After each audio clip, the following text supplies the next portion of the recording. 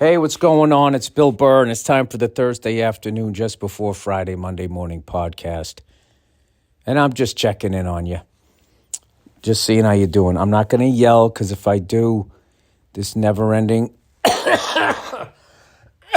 fucking cough, man. I saw a doctor. I'm on an antibiotic. I got tested for COVID. It's just one of those things. You're going to have to ride it out. You're just going to have to ride it out. Billy football. Billy World Cup. I actually watched the USA versus Iran. I watched the whole I missed the first 10 minutes. I taped it. I watched it. You know what's great about taping World Cup games in America? You don't have to worry about any of your friends ruining the results. Nobody knows they're happening. So I watched this game, and the USA is just dominating the entire first half. It looks like Iran shouldn't even be out there. They can't even touch the ball. We played the whole fucking first half in their end. And then finally, we score a goal. I was getting nervous. I was like, this is like hockey. We're totally dominating, but we're not putting the biscuit in the basket there. And then what happens is the other team just fucking gets it and then scores a goal, and it's super deflating. So I was worried that is what was going to happen. But we finally ended up scoring a goal. And, of course, the guy who scored the goal ended up getting hurt when he scored. He laid on the ground like he got hit by a fucking car. I don't understand why they don't wear pads in soccer. You know what I mean? Or get tougher people to play soccer.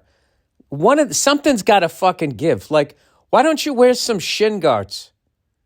Every fucking time a guy runs down the field, some guy slides in, his foot hits his shin, and then the guy rolls around on the ground. This is what kills me. Like it's the first time he ever got kicked in the shin. Like, at what point do you toughen up and be like, I'm a soccer player, I'm used to getting kicked in the shin? All right, hey, I'm not saying I'm no tough guy. I don't like getting kicked in the shin either, but, like, I'm not on fucking TV. I can tell you this, if I got kicked in the shin and it really fucking hurt, I would be doing everything I could to get on my feet as quickly as possible because I would not want to be rolling around in pain while it's being filmed on television. And here's another thing. You watch the fucking UFC. These fucking guys kick another fucking man in the shin with their shin. And they keep fighting. So, like, either get some fucking pads or toughen the fuck up. Jesus Christ, with the extra time. Dude, that guy who scored the goal for fucking, you would have thought he like a fucking truck hit him. He was just on the ground, and nobody could celebrate with him because he was having his little moment, right? No, I kicked the ball and his fucking knee slid into me ribs. I will say, though, a lot of times I'm like, what the fuck is that guy rolling around the ground? He didn't even get hit, and then they show it in slow motion. It's like, oh, yeah, he did. He did, but, like, I swear to God, like, their threshold for pain doesn't go up after a while. I mean, no offense, rest of the world, but American football, guys play with, like, fucking dislocated shoulders. Everything from turf toe to concussions, they play through it. I don't understand it. I really don't. So anyway, we go to watch the second half, and I'm like, this is like, and we need to win this game to advance. You know how funny it would be if the USA actually won the World Cup? And then they'd have a championship parade that looked like a WNBA championship parade. I don't think anybody would like watch it until they got into like the final, and then the whole time would just be asking questions like the whole time, like going like, so like why are they still playing? Oh, because there's extra time. Extra time for what? Oh, because that guy was rolling around holding on to his fucking butt cheek for fucking 10 minutes. Well, how much extra time is there? Nobody knows. Only the refs knows. But when people start whistling, that means they're getting annoyed. So anyway, I'm just fucking with you guys. I actually enjoyed watching the game, but like the fucking the lack of manhood. I mean, women's soccer's better. They pop up way quicker. Oh wait, did they get shin pads? Anyway, so I go to watch the second half of this fucking match, and it's a tale of two games. All of a sudden, Iran comes out, and we can't even keep hold of the ball. And I'm watching the way we're playing. I'm like, you got to be fucking shitting me. We're now playing not to lose. And I watched 50 minutes, 51 minutes, the whole second half because of injury time or whatever, watching our team in a fucking prevent defense. The number one thing I can't fucking stand. But they actually were playing defense. They started playing to not lose. And it was so fucking annoying, I almost started rooting for Iran. You know, I'm like, well, wouldn't it be great if Iran won and then knocked us out and then I wouldn't have to watch more of this? Sorry. Anyway. So we won. 1-0. And when I tell you, when we won that game, I heard no screams of joy from my neighbors, nothing. It was just dead silence on my street. It just is what it is. Speaking of sports that people don't pay attention to enough in America, the NHL, the Boston Bruins are 19-3. Their best start ever was in the 1930s at 19-2. We beat the Tampa Bay Lightning, I think, for the second time this year, and they absolutely have owned us, you know, for, I feel, the better part of a goddamn, 6-7 seasons. So I'm trying not to get too excited. It's not even December. But they're playing great. And Alexander Ovechkin just passed Wayne Gretzky for most goals on the road. I mean, it's insane how he just sort of quietly has snuck up on Wayne Gretzky. And during this era, too, you know, with the giant goalie pads and everybody in the butterfly and the left wing lock and all of that shit, that it looks like if he stays healthy, he's going to pass Wayne Gretzky, which never in a million years seemed possible. I think for all-time goals. I don't know about assists. I mean, Gretzky has almost 2,000 assists. I don't think Ovechkin has that. So anyway, I've been in a grouchy mood for a few weeks because, your health is everything. So anyway, I'm dropping my daughter off at school today. And as I'm driving down the street, I see 40 fucking douchebags out in front of this coffee shop or something, all with their Tour de France gear on. And I just looked at it, I was like, oh, God, the douchebags are out, right? I mean, do you realize, the level of fucking asshole you have to be if you do that? First of all, if you can't just, buy a bicycle and put on some fucking Rocky Balboa gray sweatshirt, gray sweatpants, and just get on the fucking bike.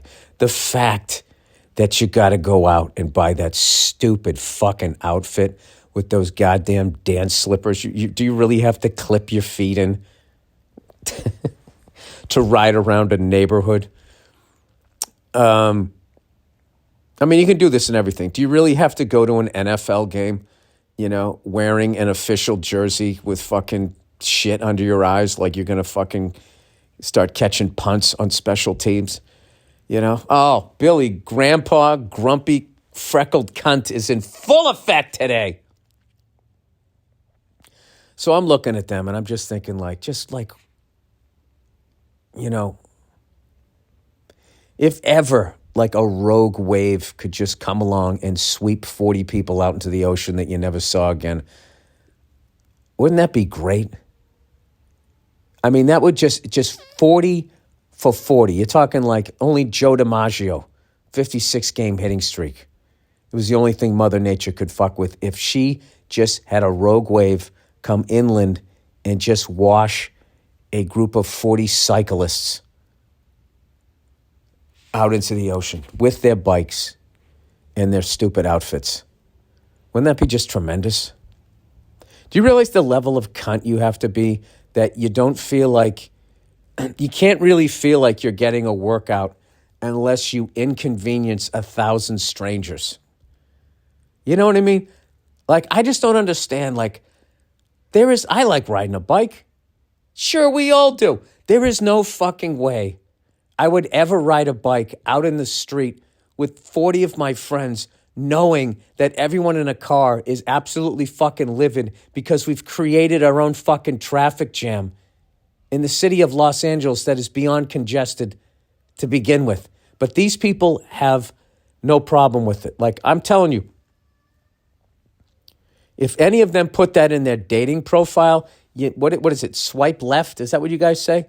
You can't fucking date that. Here's another one. Oh, geez, I'm on a roll here. I'm coming back, right? I'm coming back from dropping my daughter off from school. And I come up over the hill, and lo and behold, there's this jogger sprinting in the street, coming right at me like a third of the way. We're like playing chicken. And I'm like, I'm not fucking moving. There's a sidewalk. You fucking cunt, right? At the last second, he sort of runs on the... I don't know what the fuck he was doing. He looked like he was like the NFL Combine. It's another group of people. Oh, if I was a dictator. Why don't I just ask instead of being a douche? Joggers, why don't you run on the sidewalk? Huh? Well, I don't want to be inconvenienced. It's an uneven surface and there's women pushing their babies down the front. Then join a fucking gym. You got to run out the fucking street. Now I have to stop and wait, the fucking other lane is clear. Fucking unbelievable.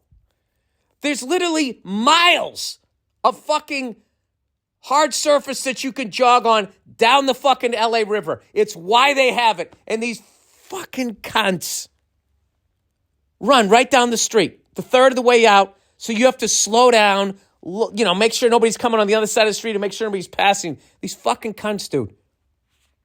I'm telling you right now, and this is what kills me, is that some woman is going to fall in love with that guy and have kids with them. And then she's going to have the fucking nerve to sit there and talk about how he's distant, how he's fucking selfish, and he's not involved with their children. And all of her friends are going to sit there and be like, oh, Maggie, I feel so bad for you. If only there was a sign. There was a sign, Maggie. He runs in the fucking street against traffic.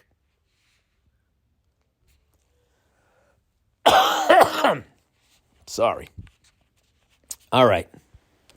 So anyway, this is the end of the month here. Old Billy Freckles. Old Billy Bojangles, the end of the month. And this is my new thing. So I'm actually starting today because why not? And I might actually go 15 days. But my new thing is the first 10 days of every month, I sort of like detox from whatever has a hold of me. And right now, nothing has a hold of me except I think maybe coffee does. I just like drinking coffee because it makes me not smoke cigars. So I haven't had a cigar since October. Really have no desire to have one. I haven't had any soda since... Because you know what? I stopped the end of October and then went the first 10 days in November. And then I didn't want one. And I was also thinking, I got all this root beer and shit downstairs. And I'm just like, I don't want to drink that shit. Because it's not, I don't have any sugar in me. So then that's when you look at a cake with your rational brain, or a cookie going like, why the fuck would I eat that? And you know what's amazing is when you don't have sugar for like 10 days, the second you have something that has any sugar in it, your face puckers up like you bit into a lemon. So, I don't know. I think I'm all right with my my coffee shit because, I think if the worst thing that I do is, I have a couple of coffees each day, I don't think it's that bad. But But anyway, I just don't like that whole having to quit shit. So I feel like if I just go the first 10 days of every month and I kind of just reset, then no matter how nuts I get in the final 15, 20 days, you know, I know it's not going to get too out of control because I'm going to stop again. And then also I find when I come off those 10 days that I really don't want to indulge in whatever I was indulging in really for about 15 days. So it's only half the month. That's not bad, right? I don't know. I still don't think that they've done enough research on all of this shit because I'm fascinated with, like, I feel like I've become more addictive. Like, something happened that last time when my drinking alcohol got out of control that now I just have, like, I kind of, if I do something, I think I would always like that, but never to this fucking level. You know what I mean?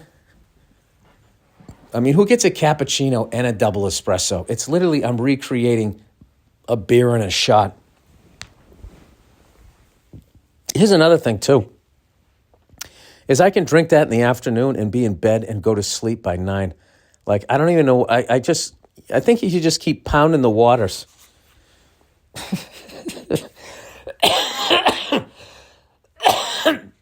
If you're young and listening to this, this is what happens.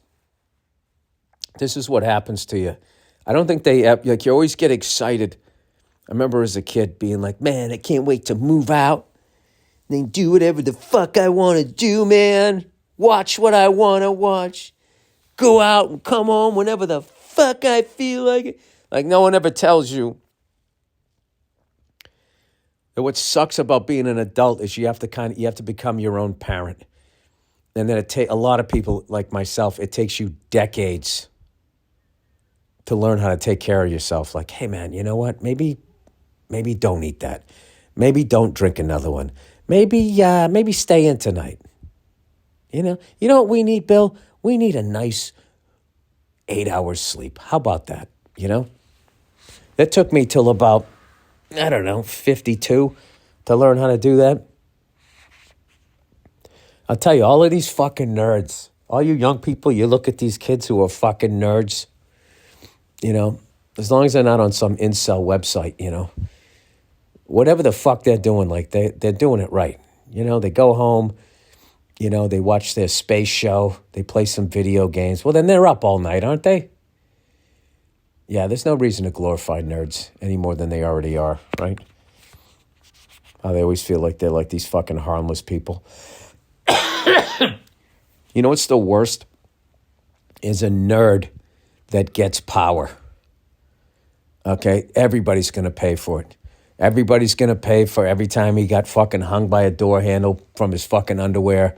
Everybody's going to pay for the fact that the pretty girls never looked at him. Everybody's going to pay for the fact that he doesn't know how to throw or catch. You're all going to, like, vengeance.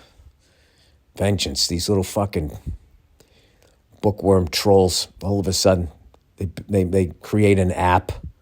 They do something, and where are they? All these harmless trolls, they're right down at the titty bar. Right? Being a fucking creep. I'm just making all of this shit up. Anyway, so I haven't been to the gym in like fucking 3 weeks because I want to get over this cough, and I'm also not going to go down there and give somebody whatever the fuck this is.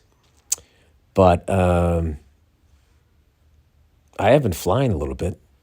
I had a nice flight the other day. I went up and, I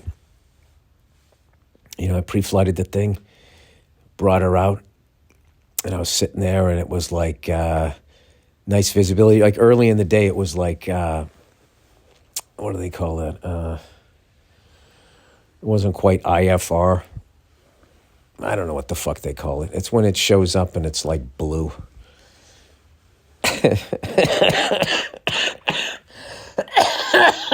Special VFR. Whatever the fuck it was. So I was waiting for that shit to burn off. And then I get ready to fly. And, I want to go up the coast of Malibu.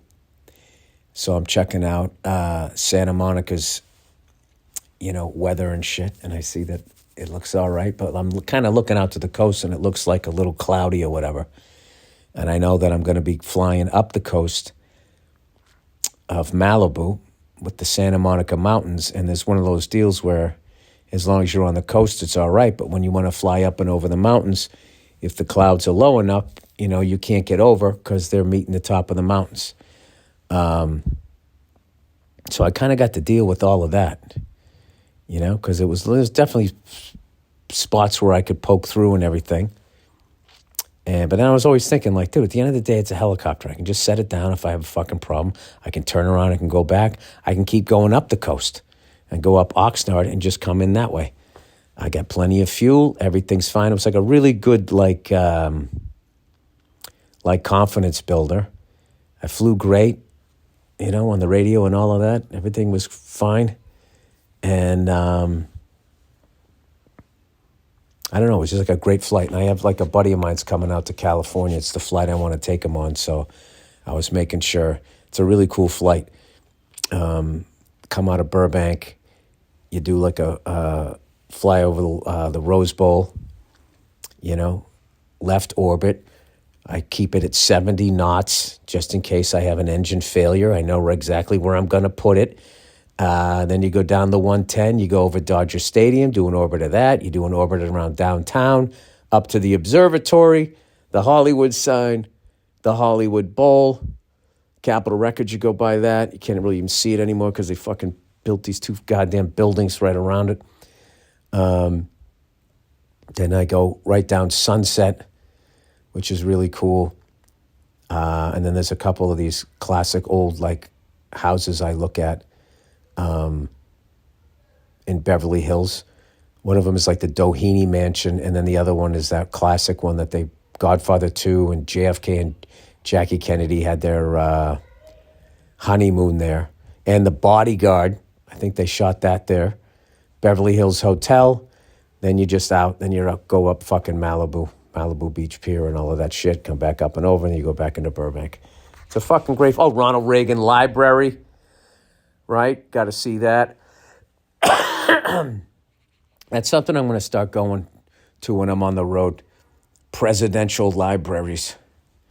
I find those, first of all, I thought everybody had one. They don't. There's only like 15 of them. I've been to the Richard Nixon. I've been to the Ronald Reagan. And I've been to the JFK one. Like 40 years ago when it first fucking came out. I don't know why I never think to go to that. The Reagan one was probably the best one. They all have something cool. Like I remember the Nixon one in California, we went to that. And that one had like one of those fucking like presidential limousines there. Had some old car outside his house where he grew up. Maybe that's what it was. Maybe it was just his house. Maybe it wasn't the library. And then the Reagan one is cool because they actually have the Air Force One plane in the fucking thing. And you can get on it and go right by the seat and look at the phone where Reagan talked to Gorbachev. It's pretty good, Even if you're a liberal, I think you can go in there and just sort of, I mean, I would rather do that than that stupid time we went to the history of the popes, whatever the fuck that was, Sistine Chapel. Oh my God. I cannot stress enough, if you go to that, there's a right turn and a left turn, and you want to go on the shorter one that takes you right to the painted ceiling. You don't want to go the long way. That's where we went, where they had every stupid fucking chalice in silver spoon that every fucking one of these murderous cunts, fucking murderers. It's the weirdest fucking thing, At least that's how I looked at it. And then I remember all of a sudden they would be having like a mass, and for like all of these Catholic people, it's this fucking unbelievable thing if they go into the Vatican City and attend a mass there. which just blows my mind considering what that organization has done. I mean, talk about shaking off a fucking scandal. You know, some people, they have like a little scandal and it just takes them out. And then other people, you see something, you're like, oh man, they're never going to recover from that. And they just walk away like nothing happened. That would be the Catholic Church. My God. Murders, pedophilia, in business with the Nazis. I mean, just right down. If there's a... Dude, they're like the USC of religions. Where like a... where a buddy of mine was saying, you know, if there's some sort of scandal going on in college sports and there's more than one university involved, USC is going to be one of those universities. I mean, it's just you got to admit, even as a USC fan, it's a filthy organization that they're running down there. I mean, it's just it's the Dukes of Hazzard, Boss Hogg. They got fake fire hydrants. They got people fucking photoshopping heads onto fucking other people. Jeffrey Dahmer shit, you know, to get like a scholarship. What I did love about all of those kids, though, that faked their way into schools, was you would think that you would get exposed the second you got there, that you weren't smart enough to be there. But all of them seemed they handled the curriculum no problem. So it's really, you know, because at the end of the day, like, geometry is geometry, right? 2 + 2 is 4. You know, cat is spelled C-A-T. So, I mean, I think it really is. So if you're a young person, man, just fucking crush high school. And then you should be all right. Once you get into your school, or you go the other way. You don't do well in high school, and then you go to like a community college, right? And then like delivering fucking Domino's. You can pay for your tuition for the first 2 years. You do great there. Then you transfer to the more expensive school. You get the same degree as somebody else for half the price. You come in as a junior. Right? Take it from me. I went to summer school every fucking year of high school. Not every year. Freshman year, junior year. Should have gone senior year. But I was like, what's the fucking point? And should have gone sophomore year, but my teacher hooked me up with a D-. There. Those are my confessions. All right, somewhere in there. Where are we right now? We're gonna do the advertisement. All right, everybody. Now it's time for the advertising reads. With my friggin' cough here, I'm gonna do the best I can. Look who it is, everybody. It's old Zip Recruiter. Are you hiring? What type of role are you hiring for? Maybe you need to hire someone to wear many hats. You're hiring a clown, which can be challenging. Or you might have a simple position to fill. Fries. But it takes forever to find someone who's a great fit for your company. Whether you need to hire a new civil engineer in New York, a pediatric nurse in Nebraska, or an attorney in Colorado, or even a mascot in Missouri. I knew one state was going to get shit on.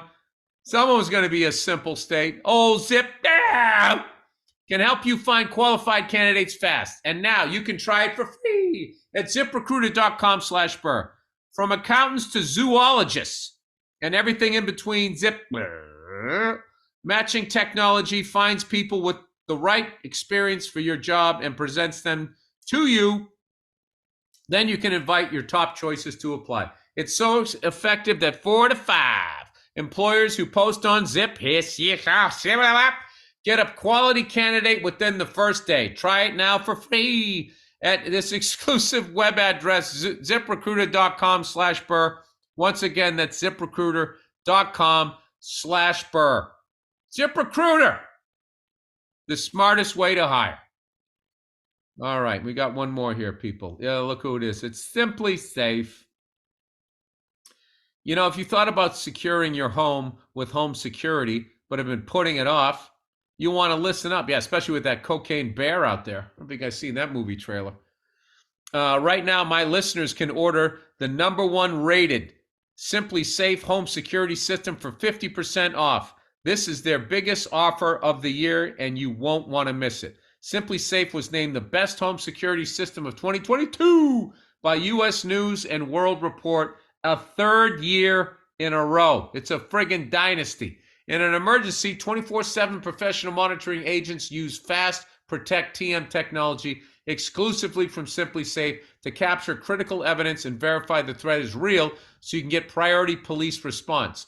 Simply Safe is whole home security with advanced sensors for every room, window and door, HD security cameras for inside and out, smarter ways to detect motion that alert you only when a threat is real, and even hazard sensors that detect fires, floods, and other threats to your home. 24/7 professional monitoring services cost under $1 a day, less than half the price of ADT's traditional professional installed system. With top-rated Simply Safe app, stay in complete control of your system anytime, anywhere. Arm or disarm, unlock for a guest, access your cameras, or adjust system settings. Don't miss your chance for massive savings on my favorite security system. Get 50% off any new system at simplysafe.com/Burr. This is their biggest discount of the year. That's simplysafe.com/Burr. simplysafe.com/Burr. There's no safe like Simply Safe. All right, that's the Thursday podcast.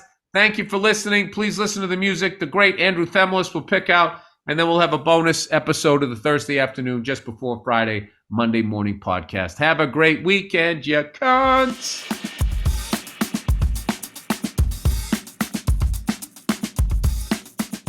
Hey, what's going on? It's Bill Burr, and it's the Monday morning podcast for Monday, December 1st. 2014, the final month of 2014. You know, did you have a good one? You didn't? Well, it's too late. Actually, it isn't too late. You can get your 2-minute offense. You know, the final fucking month of the year. You could have fucked up this entire year and you could bring it all home. All those disgusted looks you got from your family members over the Thanksgiving weekend. You could turn it all around. In the final, you got 31 days. The most possible days that you can get in the fucking white man's calendar. I don't know how it works over there in the Chinese calendar or the Native American calendar. But all you get in our world is 31 days. That's it. All right? You get 31 fucking days to turn it around. What are you going to do? Huh? You going to go out and go shovel the fucking driveway? What are you going to do to make it up? Who gives a fuck, right? At this point, you kind of tap out, right? You're just like, I'm losing on points. I didn't get knocked out. I'm just going to hang on for the final fucking 3 minutes and whatever. I'll live to fight another day. It starts in January. Dude, I'm going to join a gym. I'm going to quit smoking. I'm going to dump this broad. I'm going to fucking get a better lubricant when I jerk off. You make all those promises to yourself, right? And then you end up, once again, looking back on a year, right? On December 1st going, what the fuck happened? I'm another year older. What did I do? You know what you did? You got no stick-to-itiveness. I can't even say that word. Stick-to-itiveness. Just pick one. You know, I'm going to try to stop watching porno. I've already gone like 4 or 5 days. And I got to tell you, I don't miss it. Although I am kind of confused with some of this shit, like Kim Kardashian's greased-up ass that she had there, whatever, lubed up, fucking, whatever she did, backed into a mister. However they got it to shine, you know, like, what the fuck was the big deal? You can see that, like, for free all over the internet. So then all of a sudden her ass is on the internet, and then everybody said, and I hate this fucking expression, it started like a week ago, and now every douchebag on the planet has said it broke the internet. Yo, you grease up your ass, that shit gonna break the internet, motherfucker. It's stupid. You can see a million asses, right? But it's not her ass. How do you even know it was her ass with Photoshop these days? You know what I mean? There's a bunch of beautiful big-ass bitches out there. They could have fucking put her little puppet head right on the top of it. You know? You got no fucking clue. Got no clue whose ass that is when you went out there and broke the internet. What does that mean? You couldn't download it? There was so many people downloading it. The only thing I can't stand is excitement about nothing. You know? All the real fucking stuff. I almost just said, that's how arrogant I am. I almost just said all the real shit that's going on out there. In other words, what, Bill? The shit that's just bugging you, that you feel everybody else should pay attention to, you myopic jackass? I'm sorry. Happy holidays. Speaking of myopic and that type of stuff, that whole Ferguson trial there, Missouri trial, I didn't pay attention to it. And, it's the same old story. Same old story, and it always plays out the same way. And then a bunch of people who weren't there emphatically tell you what happened. And this one, like all of them, it's two sides, and it's a completely different story. And you just sit there watching these people screaming at each other, none of whom were there. And then some mediators sitting in the middle, never going, hey, guys, neither one of you were there. According to the information that I decided to pay attention to, my argument is correct. I'm going to go out on a limb here, and I'm going to say they were both full of shit on both sides. Everybody's lying. Once it goes to court, everybody's fucking lying. You're trying to build up your case because they're going to lie, right? So you got to build it. You got to stack up the cupcakes on your side of the case. You just got to build it up. He had his back to him. I do bet. He had his back, his hands were up, and he had a shirt on that said, "Don't shoot me." And then the other side, he ran at me. I got to go, he had a sickle, and he was frothing at the mouth, and he said, "I hate white people." And you sit there and you watch this shit, right? Split screen is two fucking morons screaming at each other. And in the end of all of those fucking debates, you get nowhere. Nothing's solved. Nothing's resolved. You don't have any more information than you did. All you did was just sit there and watch two fucking people yell at each other. So what I choose to do is to not watch it, sit at home, and stare at my balls. I'm not saying you have to do that, but that's how I handle those big cases. If you don't have balls, just crick your neck a little further and look at your own fucking hoo-ha. Sorry, I'm in a great mood, man. I had a long-needed 4-day fucking weekend. I had a great Thanksgiving.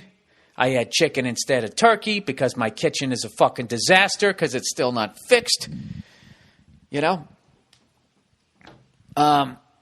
I am trying so hard not to say out loud that I hate my fucking house, but I just, something else. My car, my Prius is getting old, and I want to go out and get something nice. But my driveway is fucked up. My driveway is like, it goes up and then down like the top of a mountain or the top of a house. If you look at the side of it, looking at the roof, so the snow slides down. It does that because on one side we got water coming down a hill, and they don't want it to go down my driveway. So they built this fucking peak. So even my fucking Prius will bottom out if I get too far to the left on the driveway. So now I want to get something fast, and you know the deal. It's got to be low to the ground so you can dive into the fucking corners. So there's no way that's going to make it. So now what I have to do is I got to have them build up the backside of it, my driveway, make that higher so it's not such a drastic dip when you go on the other side. And who knows? Maybe even the fucking nose is going to scrape as I try to get. I just can't fucking win with this fucking house. And not to mention, right? The fence there, all the wood is fucking rotted out.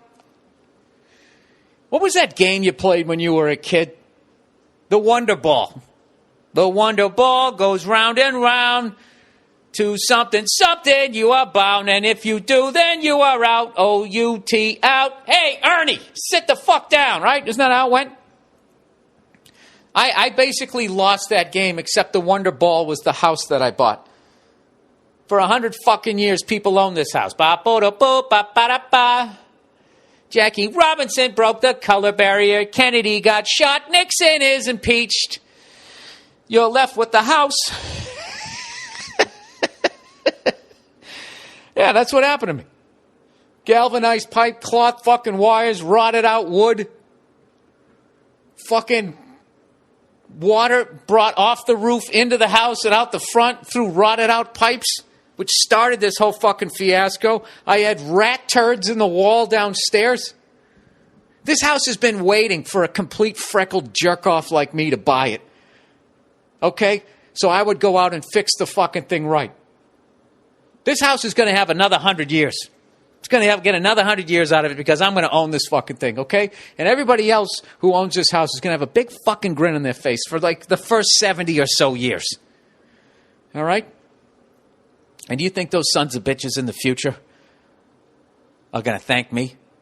I swear to God, at some point, all right, when I feel like I only have a week left to live, I'm going to say the address of where the fuck I live. So maybe somebody will listen to this thing in the future, you know? And go out and stick a Miller Lite on my fucking headstone. Not a Miller Lite, sorry, Miller High Life. Anyways, so this is the Monday Morning Podcast. Welcome. I hope you guys had a happy Thanksgiving. I had a fucking great one, man. And, you know what I wanted to do? Actually, you know that guy I've been hyping for like the last year and a half on my Twitter account. I keep posting his videos. He's a wrestler. The one-man thrill ride. Jimmy Preston, the one-man thrill ride. Like an absolute savage. That guy, I fucking love that guy. I think he's a fucking star, and I don't understand why he's not in the WWE yet. He's got it all. He's got the looks, he's got the dedication, and he fucking kills it on the microphone. So anytime he posts a video, I try and retweet it, and he sent out a happy Thanksgiving one. And he gave me a little shout out. Made my fucking weekend, and then like a douche, I go to retweet it, and I retweeted it to his fake one, or the person pretending to be him. I'm trying to scroll here to find it. If you guys want to follow the guy's fucking hilarious. Jesus Christ, of course I can't find the fucking thing. Come on, Bill. All I'm doing is seeing all the shit that I retweeted. I retweeted this classic picture. It said iceberg with red and black paint on it, believed to be the iceberg that sank the Titanic. And some asshole writes back, it actually hit the fucking Titanic underneath the waterline. And it's like, you ever hear that expression, tip of the iceberg? I mean, the fucking arrogance of every cunt here on Twitter. It's like, no, I've never heard of that expression. What does it mean? Of course I've heard of that fucking expression. You jerk off. It means when you see the iceberg above the fucking water, that's just the tip of it. It's way bigger beneath it. So you fucking go wide around the goddamn thing. I think the guy driving the boat got blown, and he drove right into the fucking thing. I just think they didn't see it, and they drove right into the fucking thing, and I'm sure that what cut it was under the waterline, and they could have sideswiped this thing. Or maybe they couldn't have, but I don't know, and neither does the other douche. All I did was retweet a picture, and then he's giving me shit. Have you ever heard the expression, the tip of the iceberg? No, I haven't. You ever hear that joke, why the chicken crossed the road? Oh, it's a great one. I wrote it last week. Tip of the iceberg. Fucking goddamn expression's almost as old as this piece of shit house. Oh, this fucking house. Oh, there we go. All right. Happy Thanksgiving, one-man thrill ride. And then I had the wrong one. Oh, I'm the fucking worst. Where is it? Retweet. You know what? I'm going to retweet this guy's... Oh, there it is. For your information, at One Man Thrill Ride is an imposter and a fraud. He's getting reported. Okay, so the one that you want, if you want to follow Jimmy Preston, you got to follow at Thrill Ride, capital CW. All right? That's the real one. There you go. And I'm calling it right now. He's going to make it to the WWE, whatever the fuck they used to call it, the WWF when I was a kid. And then I think like Walmart or somebody sued him. I don't fucking know. I don't know. Well, what do you want from me? So, sorry, I just had to put that up there. Sorry about that. So how you guys doing this week? Did you survive Black Friday? Did you survive Black Friday? That stupid ass shit where out of shape people trample each other into some of the shittiest fucking stores on the planet. Why can't you just admit that you're broke? You know, and just be like, kids, I'm sorry. We don't have any money. There's no Santa Claus. Why can't you just do that? You're going to run down there and try to get a weed whacker for fucking $6 or whatever the hell you're trying to do. You can't afford it. If you got to get trampled just so you can maybe buy it, you can't afford it, and you got to deal with that. You got to deal with the fact that you were dealt a fucking broke ass hand And now you got to play it. And that's not the way you play it. You don't get out of poverty by going down to a department store and getting trampled the day after Thanksgiving. What you do is you got to fucking get out. You got to fucking tighten the belt. You got to tighten the fucking belt. Fucking kids. What about my kids? What about them? Don't get them anything. Don't get them anything for Christmas and let them cry. You know what? And then what happens? Someday they put out they do something with their lives. That'll kill them. They go to school and they got nothing, and all the kids are teasing them.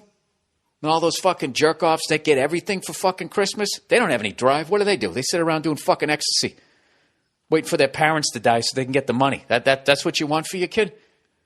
All right? You give your kid a little bit of drive. All right? And then you as a parent, you make sure you don't get trampled. I mean, that's page one. I don't even have a kid, and I fucking know that. I know goddamn well if I was to go broke, okay, and I had a goddamn kid, the last thing I would do the day after Thanksgiving is go down there and get fucking trampled. Okay? Why would I do that? I need to be in physical shape so I can go back the next Friday and shoplift. Okay? When there's the right amount of people in the store. That's how you fucking get your Christmas. Okay? You steal from these fuckers. You don't get yourself fucking trampled. It's a sucker's game. All right? So pass this along. If you have any friends or family out there that got trampled the day after Thanksgiving, can you imagine that? You're just full of fucking turkey and stuffing, sweet potato pie or whatever the fuck you had, whipped cream and eggnog with a little bit of bourbon. You know? What's wrong with you? Jesus fucking Christ. Either just admit that you're broke or shoplift. But there is no reason to get trampled. Okay? In 2014. There's just no fucking... I'm trying to think of a reason to get trampled. If there's a fire, yes. There's a fire. Absolutely. Anyways. Fuck. I just hit my goddamn knee. That's probably karma for making fun of poor people. I'm not making fun of poor people. I'm trying to give them incentive. Stop making fucking stupid moves in life. I don't have any money for Christmas gifts. What's my next move? I think I'll go down and get trampled at Walmart. All right. Let's do a little bit of advertising here, and then I'm going to spoil a movie for you to start December off right, and then I'm going to bring in a special guest who's got a big show coming up. So let's get with the advertising here on the Monday Morning Podcast. All right. I'm going to spoil a movie. Spoiler alert! I'm going to ruin this fucking movie. All right. What should I do? Should I give you guys 1 week to go see the movie, or you want me to ruin it? Well, unfortunately, I can't hear what you're saying right now. So, the movie is Gone Girl. Right now, if there's any women listening to this podcast, they're going, oh my God, oh my God, oh my God, shut it off. Shut it off. Shut it off. If there's any guy, they're like, dude, didn't Ben Affleck already make that fucking movie? This is all I'm going to say about that movie, all right? It's 2.5 hours long. The first 2 hours and 15 minutes are great. Total enjoyment, all right? And then 2 hours and 15 minutes in, every character just taps out and doesn't give a shit. And then Tyler Perry just goes, man, you motherfuckers are crazy, and then just walks away, and that's kind of the end of the movie. I've never been to a movie that was 2.5 hours long. 2 hours and 15 minutes, I'm in there. And I want to see what happens. 2 hours and 16 minutes in, if the people I was with said, hey, let's all get up and walk out, I'd be like, fine. And I would never think about the movie again. And this has nothing to do with the acting, has nothing to do with the directing. It's just a story. What happened? Did you paint yourselves into a fucking corner? I don't get it. Everybody just said, yeah, just, you know, the classic tireless cop. I'm going to stay on this till I get justice. All the other cops seen it a different way, and they're like, I see it this way. Then all of a sudden, this new information, and then they're just like, yeah, well, you're probably right, but, you know, there's nothing I can do. This fucking cop character, she had a cop uniform on and her hair up the whole fucking goddamn movie, and she's taking everything seriously. And then in the end, when someone actually is killed, She lets her fucking hair down, takes off her uniform, just like, yeah, but I can never prove it. All right, go fuck yourselves. Have a happy Thanksgiving. I don't know. I don't know what to tell you. I'm sorry I ruined that movie. I'm going to have to fucking... That's going to have to be in the advertising of it, because I hate ruining shit for people, but it just annoyed the shit out of me. But anyways, let me hit pause here and go get my guest. Hang on. All right, with the magic of the pause button, we are back with my very special guest, Rose Bowl tailgate legend and 4-star stealth undercover chef, unless you're a lovely lady and you've been over his house. Jason Lawhead, everyone. That's right. How are you, sir? Good, man. I like being in your waiting room out here while you're doing the first half, because you just yell. What were you yelling about? Because I'm out there in the waiting room watching the end of the Packers New England game, which, you know. I knew once we missed the field goal, I was like, it's over and I got to get this fucking thing done because I have no free time in my life anymore. But I think that game what were was... you yelling about? I don't know. It was funny to me because for a while after I just got set in the trance there, it felt like I was sitting outside waiting to get yelled at. Like, you know, when somebody's getting yelled at, you can hear it through. Yeah, or like for my case, like growing up with like the coach, you know, on the other side of the office wall, and you're just like, oh God, I'm in there next. Oh, no. You know, the usual. Screaming about people getting trampled on Black Friday. Gotcha. Just saying you should just admit that you're broke, not get your kids any gifts, and that'll give them drive. Yeah. Remember Biggie Smalls? Wondering why Christmas missed us. Birthdays was the worst days. Now we drink champagne when we're thirsty, right? Yeah. His mother didn't go down there and get trampled. Look what happened to him. Yeah, well. I know. Well, that's some other shit. Oh, the karma came back to him tenfold. What karma? No, I'm just saying if she didn't get trampled. I didn't mean it like in karma. Yeah, he didn't do anything wrong. Like she didn't get trampled, so he was guilty of being the best rapper of that era, and it's not even close. I'm gonna fucking piss off any African Americans that I have on this, or wannabe white kids. White guy wannabes, I should say, wannabe white kids.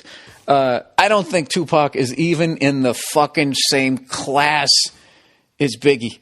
Biggie's raps were like movies. Yeah. Painted pictures, and he had all these different ways, all this different flow, I believe the kids say. Right. Everything was different. He had Tupac was good too, though, but I get what you're saying on the difference of it all. And that Tupac, all his shit sounds the same to me.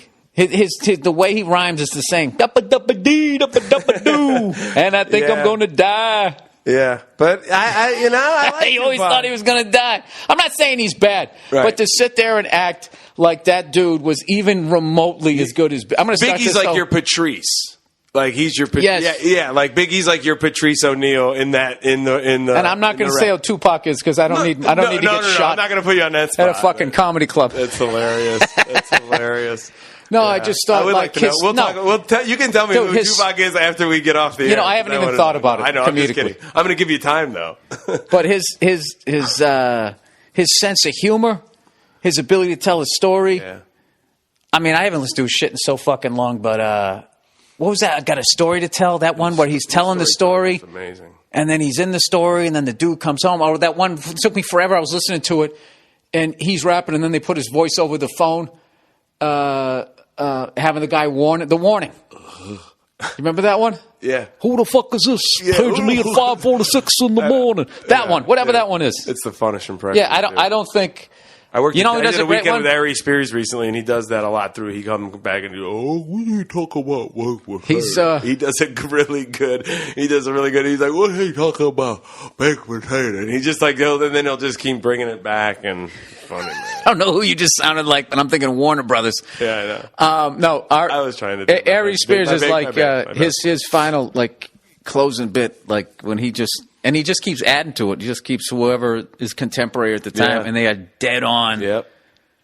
I was impressed. Stunning. Unbelievable impressions. But we are here to promote Jason Lawhead, everybody, from Lorain, Ohio. Lorain, Ohio, is making his triumphant return to stage and screen. He's got a big theater date back there over the holidays, and we got to push this date. You guys got to go out and see. December 27th. I can't wait. It's cool. It's a big hall. I'm doing What's the name of the theater? The Palace Theater in Lorain, Ohio. It's an old, almost took a wrecking ball years ago, and like a lot of locals saved it, as far as like building a foundation and everything. And I've seen a lot of awesome, I've seen Willie Nelson there, Bob Dylan there, Stephen Wright there, and the bigs have come through there, and it's exciting. It's a big. I need people to spread the word, man, because it's a big place. I'd like No, if I got like 700 to 800, I'd be really happy. But obviously, you want to sell out. That's for sure. Yeah, Jay, that's what we're trying to do. Yeah, I know. You don't promote a date going, if it half sells, well, you've never been to where I'm from. It's very. I love it, but it's very ghost towny at this point. Jay, could you be doing anything more to not sell this date? No, I would. Half full in a ghost town? No, I'm saying. There's tumbleweeds? No. The downtown's great. I'm saying the theater's awesome. It's just. Can I tell you something, Jay? I love the fucking Midwest, and I love town. Just like the town you're talking about. I fucking love those towns. I love the old downtown that's fucking, no one goes there anymore because they built a fucking Target or a Walmart. I still love going down to those fucking places.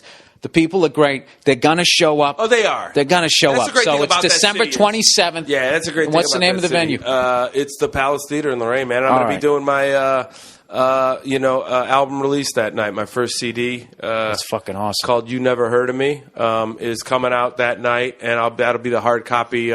Released that night, once the first of the year hits, we'll be doing some digital downloads and stuff off the website. Yeah, but it's a good piece. I'm happy about with some added tracks from my hometown and Chicago, which will be cool. So there's just some added. All right. So if you're listening to this, if you're anywhere near. And you can make it, try to get out there. And even if you can't, if you just do a favor for one of my best friends in the business on and off stage, we're going to have a tweet about the show for ticket links. Just if you get a chance, if you could retweet it just to help get the word out.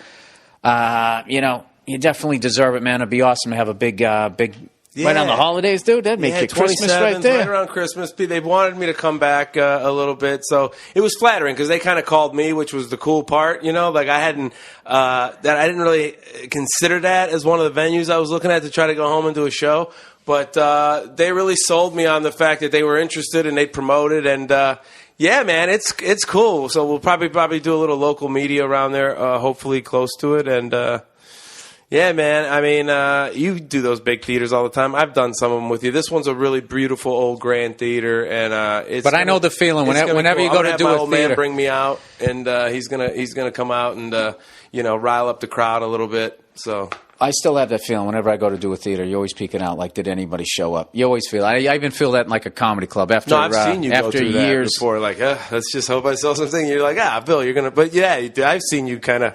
It's stress. Now I'm stressed. Listen, this is the first time I've ever had to deal with that kind of stress. Like, it's all great. The banners are great. Everybody's cooperating. People are buying. We know that people have started going online, and now we're hoping you got a little buzz going. This is the rush. We got a little thing, but yeah, it's when you know how many seats are out there, you're like, wow, man, this is pretty wild. But it's cool, man. It's gonna be fun, man. Well, we'll get the All Things Comedy Network, which you're a part of. Yeah, I'm coming on board. I just talked to those guys last week. Well, we'll try to get a nice push, maybe a nice little interview launch. I got a big promo this week. I forgot. I'm such a fucking loser. I keep forgetting to promote. I haven't seen anything from you on a tweet. We don't know what it looks like. I know that you ripped on me a couple of weeks ago for bombing your intro. That was a hilarious story, by the way. But I mean, we haven't even seen any branding on your special. I got to open for that thing, and I haven't even seen like a poster or a tweet or. It's coming this week. My special actually comes out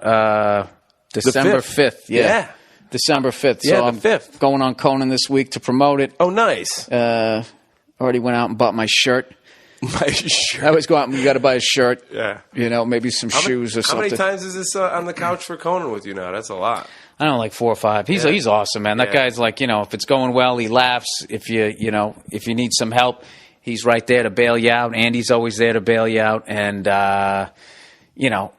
he likes when you go crazy, make it a little uncomfortable, whatever. He's a good guy, man. He's a real good guy. He had a great tweet I retweeted on Thanksgiving where he said, just got done eating one of these grass-fed Colorado turkeys. Can't figure out why I have the munchies all day. He did like grass-fed. Yeah, grass-fed. The way he worded it was great. I don't know. I think I butchered it, but Well, hey, I didn't get to see the final 2 minutes of the game. I've got to be honest with you. What did we lose by 4? Yeah, they just ran out they got the first down and ran out the clock. They had them at 3rd and 4, but obviously Rodgers made a good play. Oh, dude, secondary was fucking getting toasted, man. Every time I was fucking. Well, that Jordy Nelson slant across the middle, that 80 when he hit the pylon.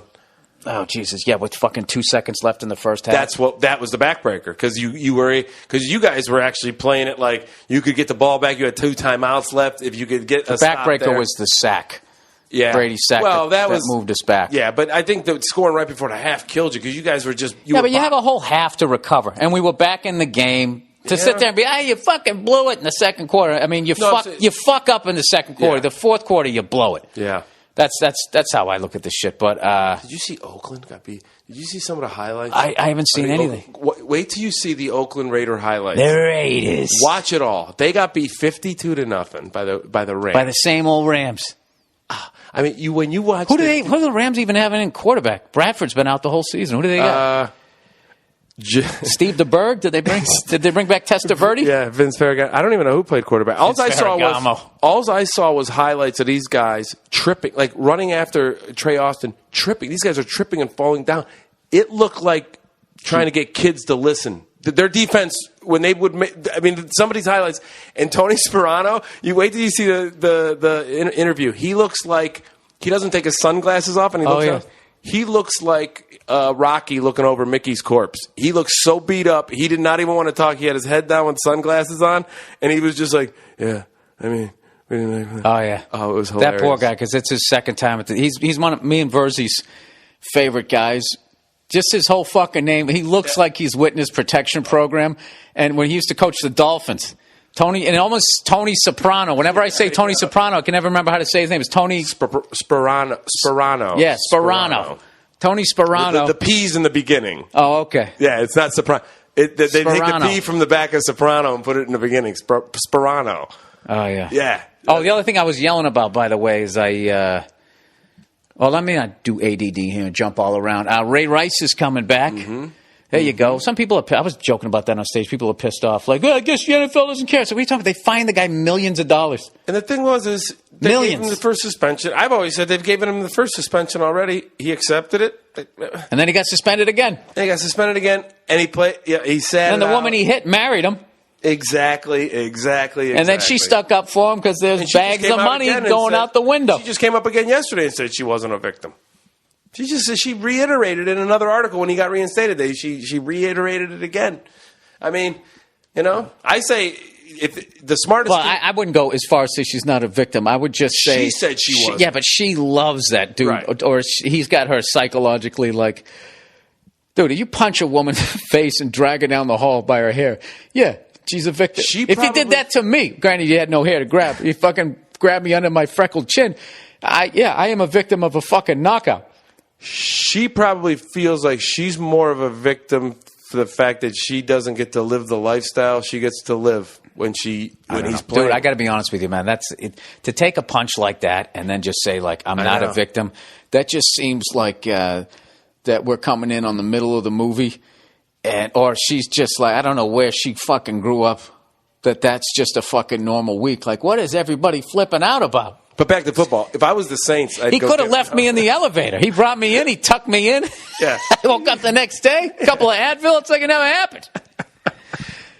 That's fucking hilarious. To just sit because women's groups will just like flipping out. It's just so much fun to watch them. Women's groups actually have like someone on allegedly their side actually arguing with them because there's no way guys can do it. I'm making all kinds of noise this week with this chair. And there's no way guys can fucking do it. It's just, it's really gotten to the point that like there's certain groups that if they complain, people are so afraid of saying the wrong thing and losing money and advertisers or their job or any of that they will just sit there and they will listen to anything from 100% logic and genius to absolute lunacy. It doesn't make a difference. It's just the topic. What are we talking about? Whatever. Cancer or battered women or fucking whatever you're talking about. People just go, okay, that makes sense. Right. I'll wear the pink thing. Tell me where to walk. I'll have a pink mustache in December. Matt Lauer would do it. Right.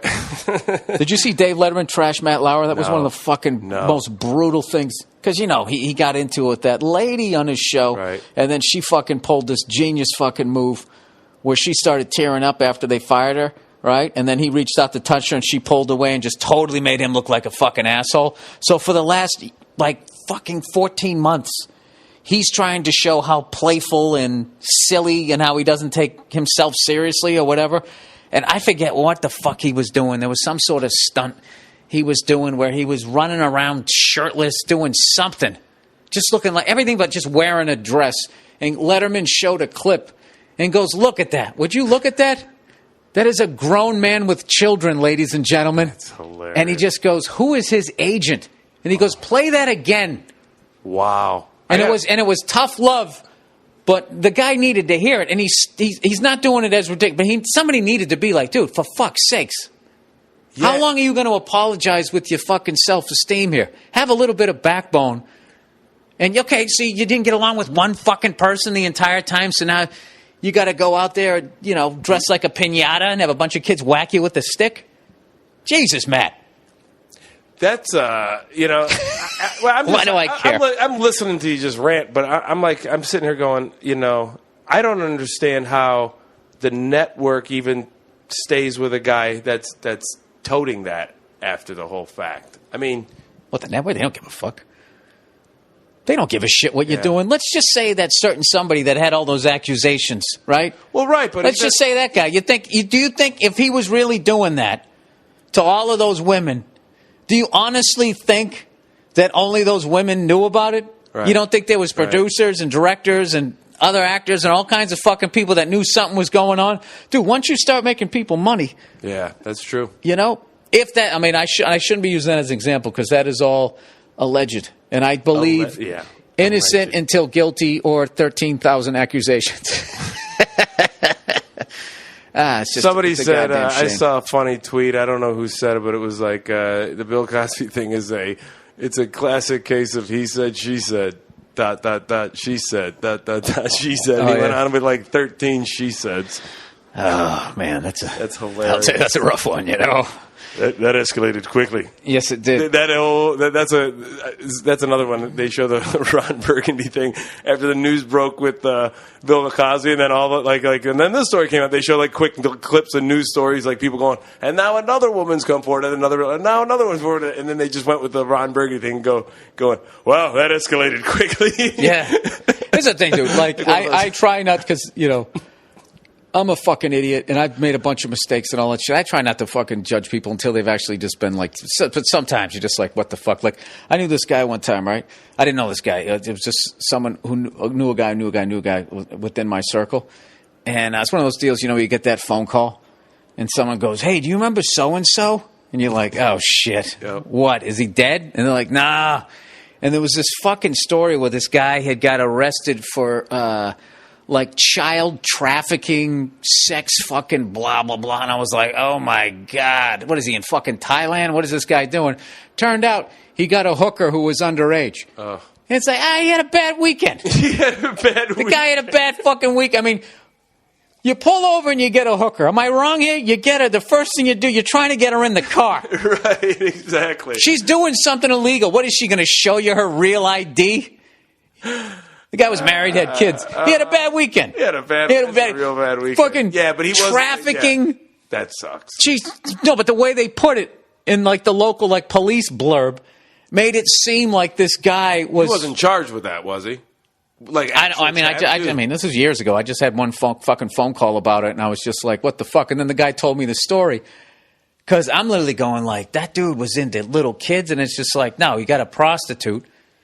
And she was underage. It's like, oh, all right. I mean, I don't know how far underage, but I'm assuming but I mean, you could literally... You got to hope it's give or take a couple of years at that And if she's walking the streets, dude, they age in dog years. Yeah, they do. A 17-year-old's going to look 35. It's true.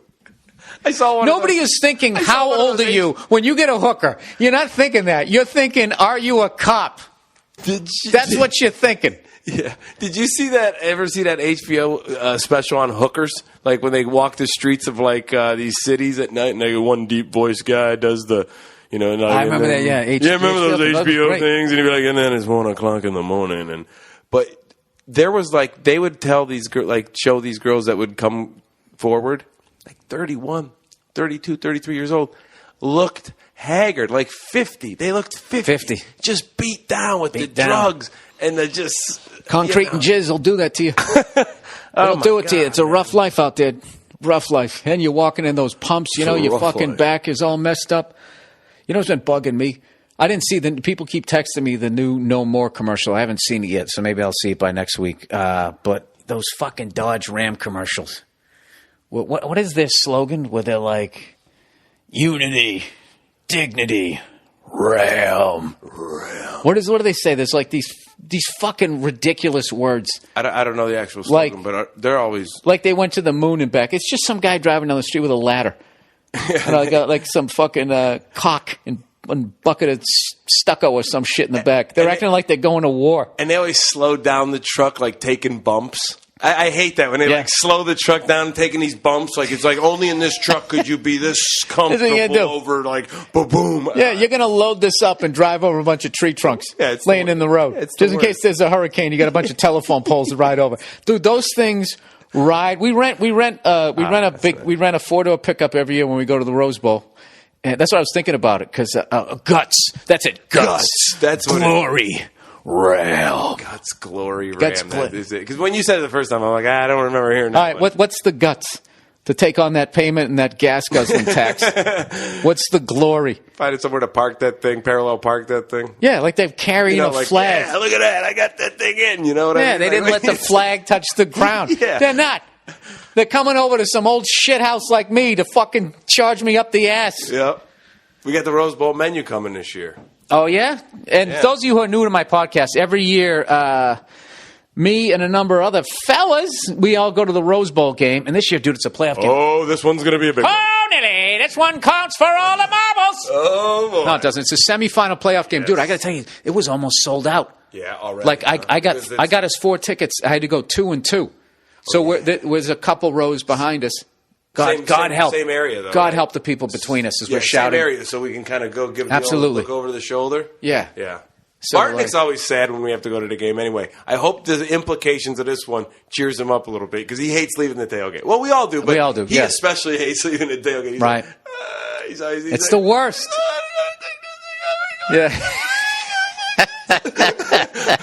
So, no, dude. Oh, man. We're going to do the ribs this year. I like your idea. We're going with your idea. We're going to do the ribs this year.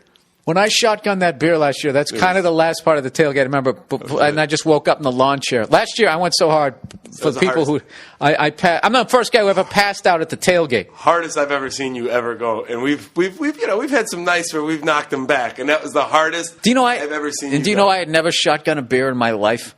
It just never. Why? It went right down. What are you talking? I crushed it. No, what I'm saying is, a little bit later, you were sitting down. That thing was like the lubricator for you, and then that's what that does. Oh no, dude, no. That was, dude. You know how many whiskeys I was in by? That's what I mean. The whiskey killed me. That's what I mean. Is like that thing lubricated you to just be able to go, well, boom. That's what I mean. Like you had never. It was like that. Dude, it was like taking a drug for the first time. When you start drinking whiskey at 8:30 in the morning, at 11:30 to drink a beer.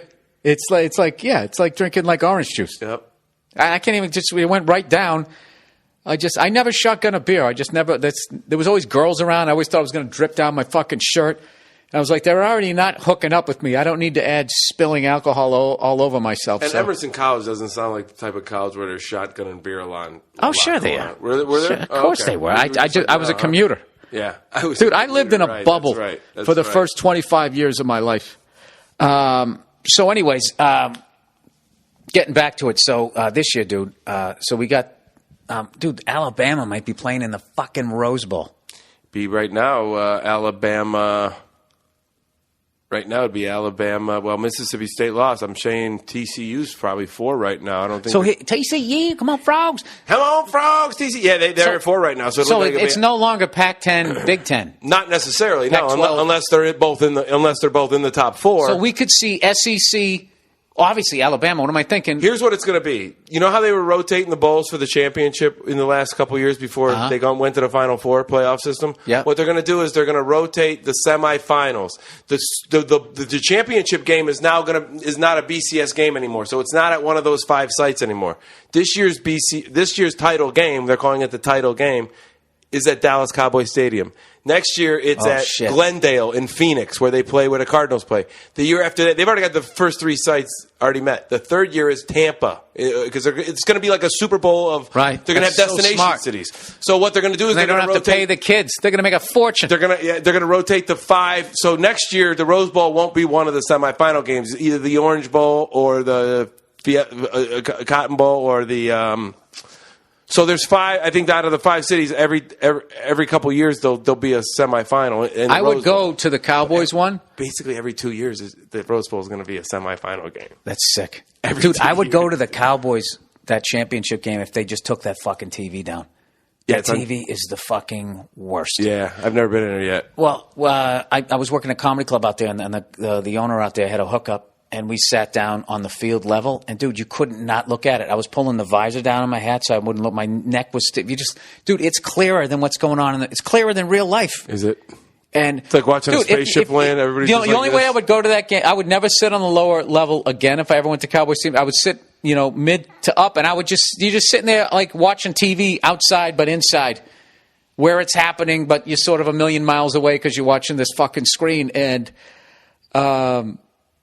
I don't know, man. Like, there's something about that stadium when there's college football in it. I love it, man. When I saw like LSU and they have the fucking the end zones that painted their colors. It's a really cool stadium. It sucks that eventually the Cotton Bowl is going to be in there. That's why I went to.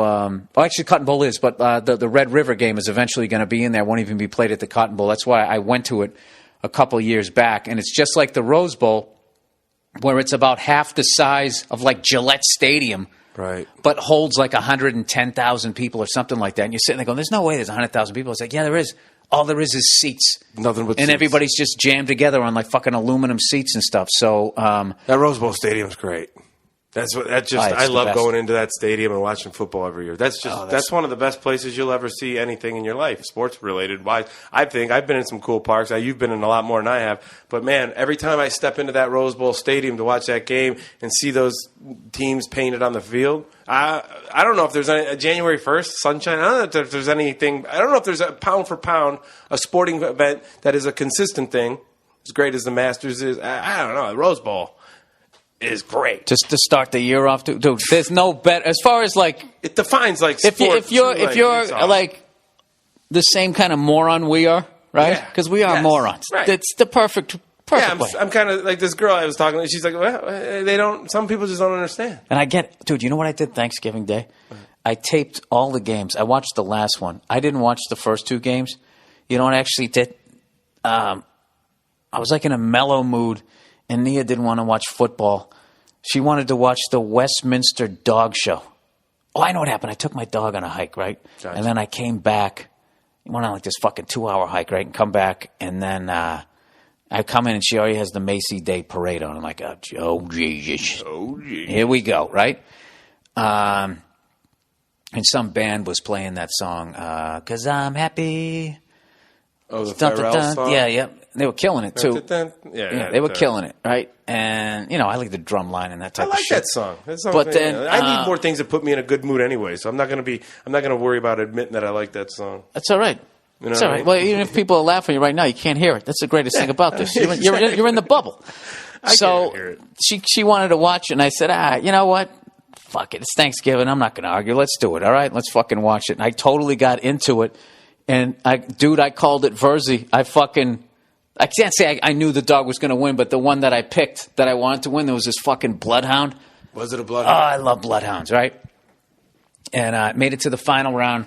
It was that. There was a sick-ass fucking Japanese dog. Begins with an A. I don't know what it is, but it's fucking jacked. Awesome-looking dog. I think that they bred him to fight bears. There was so much fucking information, I can't even remember. And the fucking bloodhound won. You know what? He got to the judge. All the dogs were sitting there all prim and proper, and that thing sat down. As the thing came over, it sat on its ass and started scratching its ear or something like that, or its side. And then when the judge kind of lifted its, hindquarters, come on, let's stand up. It just sort of looked at him and gave him a big fucking kiss on the face, the giant fucking bloodhound. It's like getting a paintbrush to the face. No kidding. And the judge looked away and then just couldn't even. He had this fucking ear-to-ear grin, and even the people announcing were laughing, going, I think that dog knows what it's doing, blah, blah, blah, blah. And the fucking thing came in first place. Because I was saying to Nia, I was going, there's no way they're giving it to a bloodhound. There's no way. Bloodhounds are cool dogs. Yeah, I know, but when you just think best in show, it's usually one of those foofy-looking dogs. What's his name, had one in the finals in Best in Show, in the movie, Who the did? stupid version. Christopher Guest. Remember he had the big, I never saw that movie. Oh, that's a funny movie. Fred Willard kills it in that movie. But anyway, he had, in the finals, he had a bloodhound. Jane Lynch is in that movie. I got to see it at some point. Christopher Guest, all those guys. Harry Shearer, all those guys. But, you want to ruin it for me the way I ruined a movie for everybody on the podcast this week? The Gone Girl? You ruined it? I basically said that for fucking 2 hours and 15 minutes, it's a great movie. The final 15 minutes I didn't like. That's what I said. I probably shouldn't have said that. I should have just said there that I wasn't going to give out any more information. Go and see it, and you'll know exactly what I'm saying. Hey, you want to do some questions here? Yeah, man. Let's do some questions. I like doing the questions. All right. Whistling in the bathroom. What the fuck is up with dudes whistling in the men's room? They walk in whistling away, take their piss, wash their hands, dry off, and leave. And the entire time, they're fucking whistling. Why? It's weird. Knock that shit off. Do you know why they do this? I would say that they're already a douchebag who walks around whistling, and when you go in there, the acoustics, the sound, it's like singing in the shower to them. Yep. And I think people who whistle in general are really like they're in their own fucking world, because you can't. You're not just picking up on how fucking annoying it is. Right. Especially like when you're just in a group of people that you're strangered in, like that situation. But some people, I think, might be just happy that they're going to be touching themselves. Oh, so that's why he's happy? I don't know, man. He's maybe going to go in there and see some dicks. Yeah, I don't know. That's a different angle. Hey, all right. I'm like kind of like stepping like hey, all right. I'm happy about this decision I made. I'm in the men's taking room. my dick out. Yeah, man. They're going to be touching my dick, and this is going to be great. Hey, da-da-da-da-da-da. You know what I mean? Like, I don't know. That could be what's going on, but I used to work in a warehouse, and there was a guy that could whistle really well, but he'd do it, and he'd wait for like guitar solos that would come on the radio, and he would only whistle like 3 or 4 notes, but he did it every fucking day in the exact same register. Like, he'd wait till the guitar solo got up to a certain point. He would always whistle a couple of fucking notes. And I think he did it for about 6 months before I finally just looked at him. I go, why do you always do that? And he was like, do what? And I was like, whistle with the fucking guitar solo. It's like, Did he even know he was doing it? No. And he had this. And I felt bad after I said it, because he was absolutely stunned. Like, he had no idea. Like, dude, what? He was looking at me like, dude, like I thought we were friends. I had to break a habit. It was classic me back then. I had to break a habit a while back from years ago that I didn't know I was doing that was annoying people. And that was this real shriek through my teeth. Like one of those Jesus, things. don't ever do that again. No, I'm not. I broke myself of it, but I wouldn't know I was doing it, and I would do it in like either not awkward, like, or some nervous situations or something, or like thoughtful situations, and I wouldn't know that I was doing it. Like, I would fall into like a stair. You ever fall into like a stair where you just can't see, like you just fall out, and you're like, and I would go, and I don't know what I would do. And people would, finally somebody close enough, your friends are close enough that are just like, dude, would you? And you're like, and then you hear it enough times where you're like, all right. And then I consciously broke it. I don't do it anymore, which is great. I mean, it's been a long there you time. go. It's been a long time. Everybody should do that. You ought to be able to walk up to that guy in the men's room. Yeah, and be like, dude, are you even aware that you walked in here whistling? No one wants to hear it. Yeah. There's always that guy, too, that like the old guys fart when they piss. It's fucking hilarious. They just fucking go in, they just... They just have like those ones, and they don't even smell. It's like it's so loud it eats up the smell. You ever notice the that? noise of it just eats the smell. Dude, that's hilarious. Oh my god, all the time, especially like at airports. You know what I mean? Like when you're ducking in at like the terminal, and you got there early. And you're like, all right, I can go in and have a nice little, just take my time in the restroom, and then you're just in there and you're trying to relax because you can take your time, and then it's like. And there's like sometimes there's like two guys doing it. And they just, those guys just don't even give a fuck. No. Dude, I've been in there, and it's just like almost every stall is packed. You've already taken a piss, and you're up there trying to wash your hands, not touch anything, and they just be some guy.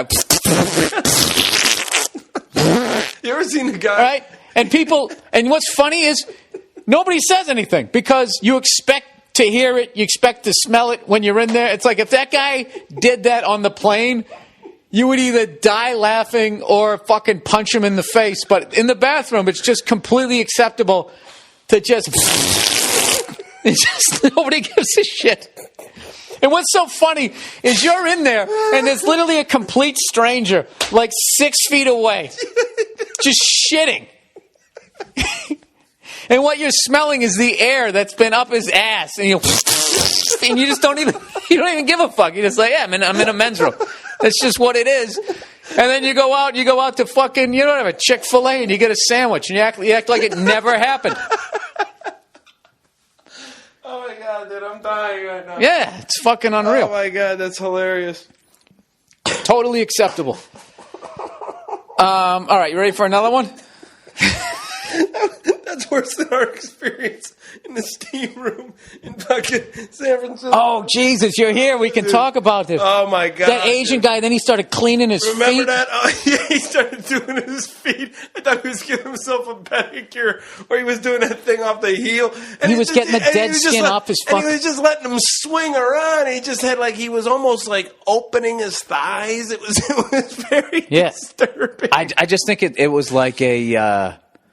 I think it's just a different level of comfortableness. I saw the difference of our comfortableness is the last people who owned this house was a gay couple. So they had that magazine that comes every once in a while. Dude, that was fun. And I'm going and they all all these cowboys with assless chaps, and they're sitting there and they got these looks on their face. What the fuck is that? And they got these looks on their faces that same attitude like a Victoria's Secret model has. You could never have this, bitch. So I'm sitting there trying to show it to Jay, and he literally, he's already standing up. He literally turns his back and is walking away going nah, I don't want to see that. I'm like, come on, Jay, look at the guy's mustache. He's like, I don't want to see this. Come on, man. Dude, you were so repulsed. I sat there going wait a minute. It's disgusting. Is there something wrong with me? I'm either fucking forward thinking here or I'm falling on the other side of the fence. God, it was like a Oh, dude, it's hilarious. It was like a Magic Mike collector's item. No, it's like one of those. Right, but I'm just saying that's the pictures. The way these guys were looking at you. They Magic Mike, they were about to strip. You know what I mean? Oh yeah. They had the exact same attitude as. That was hilarious. You're not good enough for this. What did you say? You'll never get this. You'll never get this. Yeah. What do you do for a living, buddy? They did look like that. Yeah. All right. Transitioning to becoming a professional. I recently fulfilled a lifelong dream of becoming a professional comic book artist. Congratulations, dude. Now, there's a fun job. Provided you don't work for Disney, because they'll probably take all the creativity out of it. Why did I just say that? Skeptical as I was that I would never find... I was just getting in their good graces saying I didn't have a problem with the gay catalog, and now I just fucking blew it. No, guess who won't be doing a fucking... What is it, Avatar? Whatever the fuck they do. Gives a shit. What do you want to do? Ducks, the Ducks. Something about the global warming with penguins. You won't be in the next Ducks, Mighty Ducks sequel. Right. Or two computers that want to fuck. Was that another one? Short Circuit. Is that what it's called? Is that the one from the 80s? No, the one that was recent. I saw it. Nia loved it. It was there was a computer, and he liked the other computer, and then there was fat people who couldn't walk. Nah, I never seen that one. They were so fat they were dragging each other around. That's all. Some of the ideas that get shot down, and I just heard that. That just didn't. I mean, just on the rough sketch of what you said is just what? A computer liked him, and he liked her, and fat people. Oh, hang on. Let me finish reading this. Skeptical as I was that I would ever finding success. What? Skeptical as I was that I would ever find success, not finding. I have always prepared for the eventual accordingly. What? Knowing the transition from amateur to professional would be arduous. Dude, you should have been a fucking writer. However, it has been surprising to find that the most difficult aspect of the job is not what was expected, such as meeting deadlines, working with established professionals, satisfying my editor, etc., but something I hadn't much accounted for. What is causing me anxiety and filling me with dread is that in a few months' time, a relatively large swath of Americans will be in possession of my work, pawing and prodding, casting judgment upon it. I imagine it akin to witnessing my child stillborn. Jesus Christ, dude. Certainly a dramatic comparison, but my paranoia is rampant. My question to you is, what is your advice for dealing with artistic growth in the public eye? Not limited to the negative. I imagine the positive side can have as many drawbacks. Thanks and go fuck yourself. Dude, this is a very contemporary question. This is one of the dangers of the internet now. Long setup. Where, oh yeah, absolutely. Well, it's a passionate thing here. Plus, half the reason they write them this long is because they want to hear me struggle. Sure. They think I don't love it. They think I don't know that I don't know Right. what they're doing. I know what they're doing. Slip by. Yeah, I would just say when you put it out there, you just don't go on Twitter. Don't do like if it's doing well, that's all you need to worry about. Okay, and even then, all you can really worry about is you did what you thought was awesome, and people either like it or they don't, and fuck them. You move on to the next thing, but you really got to develop a tough skin for this type of thing, and there's going to be a couple people no matter what you do. I mean, I went to the Sistine Chapel and made fun of it. And look at me. I can't even fucking draw a goddamn stick figure. So, I mean, just take that with a grain of salt that's going to happen. Like, I got a special coming out this week. I'll get some good shit. I'll get some bad shit. But, I take all of it like I don't give a fuck. As long as people keep coming out to my shows. I know that there's people that don't like what I do. I know there's people that think I stink. I know that there's people that, might not like whatever. And it's just a part of it. And if you're going to put your shit out there, which you want to do, because you want to make a name for yourself, or you wouldn't be pursuing this, you're just going to have to develop that tough skin. So give yourself time to develop it. If somebody says something negative, because I know you're still going to read them, because it's your first one. And if they say something negative and it makes you feel bad, that's completely normal. But afterwards, kind of examine the fact that you let somebody who you don't even know what their background is, they probably can't draw at all, and you allowed them to ruin a part of your day that you're never going to get back. And you start looking at it that way, eventually you'll get over it, right? Yeah. What would you say, Jay? Well, I would say he's a cartoon guy, right? Like a cartoon strip guy. Yes, he is. The thing about that is if you're a little leery about how it gets accepted in the public eye or whatever eye, cool thing about being a cartoon strip is you can kind of go under a ghost name or a written name, and you can kind of put your thing out there, like you said, put it out there. You don't have to go to Twitter or anything. See how people receive it. And then when the criticism does come, like they are going to come because that's just what people do, and especially in this in a thread comment reality that we live in, no matter what's posted or what's shown, you can kind of maybe at least protect yourself a little bit. Knowing that it's a ghost name or a written name or a pen name, and you can kind of try to accept it that way and feel like, well, I can step into this person now and own it as me. Yeah, no matter what you make, people are going to shit all over it. They're going to shit all over it, and just no matter what you fucking do. Some people, they're not even serious. They're doing that trolling thing, which is really the easiest fucking thing to do. Oh, yeah. But it's fun as hell. It's fun to do that. I understand why people do it. So, all right. Last one here as we're winding down. 24-year-old virgin. Dear Billy Blue Balls, I am a 24-year-old man who has somehow never pulled the trigger. I've had plenty of chances, but whether it has been the condom-breaking whiskey dick, he's trying to write, or just straight nerves, I've never been able to pull it off. I've recently moved into a new apartment, and this fact keeps slapping me in the face. I'm having to make up sexual encounters to tell my friends and hope they never run into that girl and hope it comes up in conversation. Well, dude, if you're going to make a chick up, don't have it be somebody real. He said, I set up profiles on Plenty of Fish and Tinder, but it comes... these guys he's a young guy, so I don't even know what the fuck that means. But I haven't had much luck and don't really want to fuck a bunch of fat chicks. I almost broke down and got a hooker online. Don't do that. Called the number, never set an appointment, but the fear of getting in trouble / feeling like a loser stopped me. Plus, dude, you're gonna get a disease that way, dude. You're gonna go from having this fucking pristine dick to it's just gonna look like fucking roadkill. You know, after one at bat, man, you don't want to do that. You got to ease into the hookers, people. Anyways, I don't have David Cho, Choe. Do you know what that is? Choe. No idea. Who does he play for, dude? Never heard of him.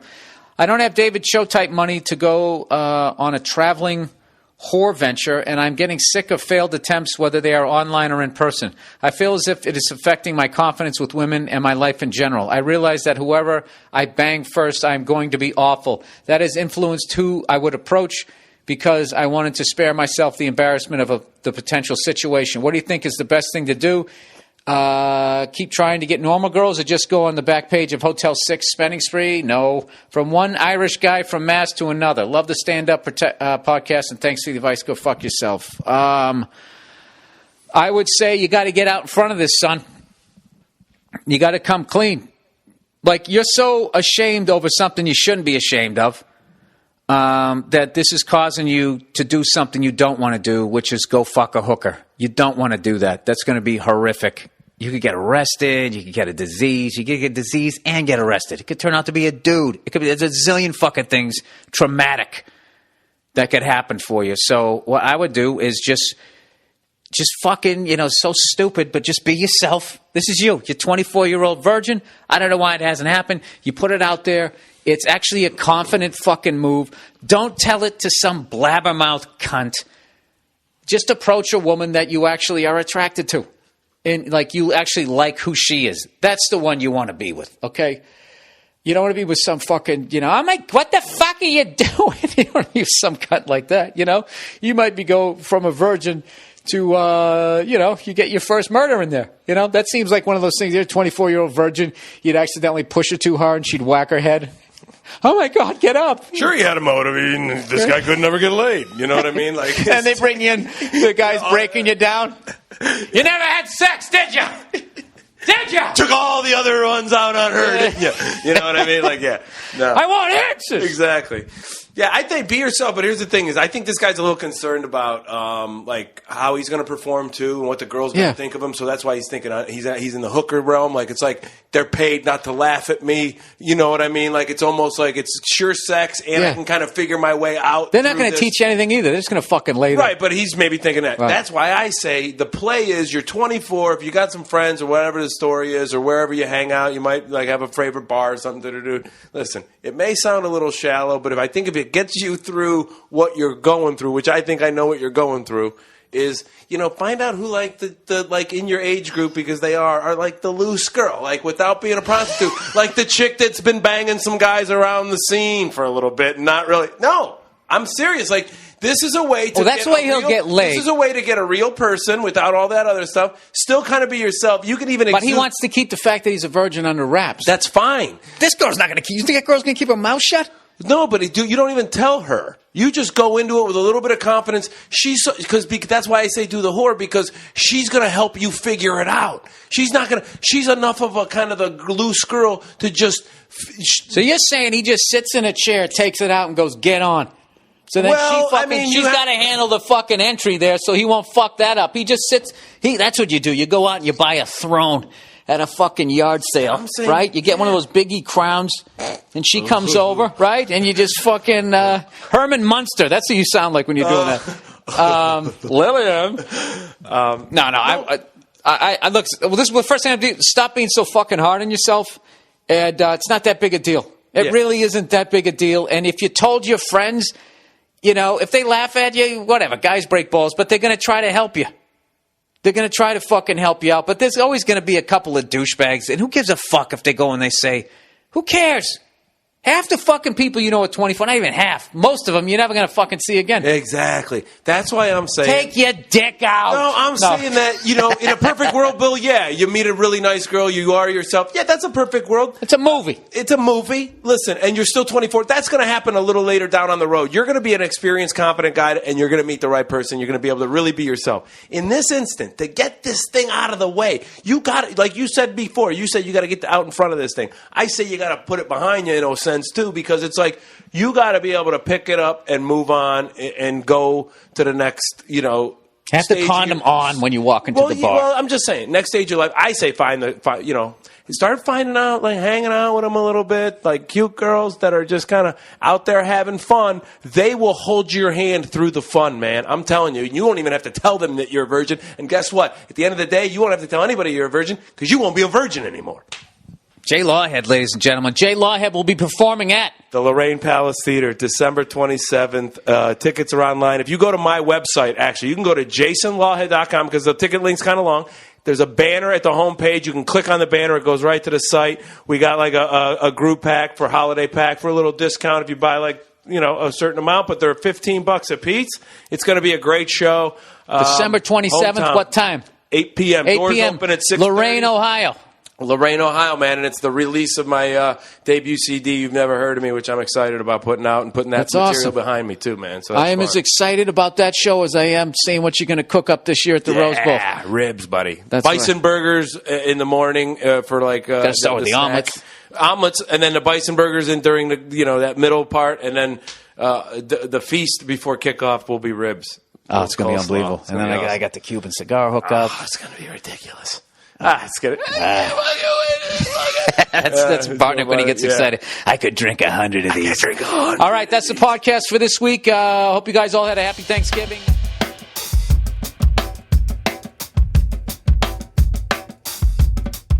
What's up, everybody, and welcome back to the Anything Better podcast, NFL edition. We are previewing week number, dude, I can't even believe we're going into week number 13 of the NFL season, dude. I remember literally being excited at the beach that a week from now is week 1, and we are less than 2 months away from it being over. But we're going insane how fast it goes. Oh my God, dude.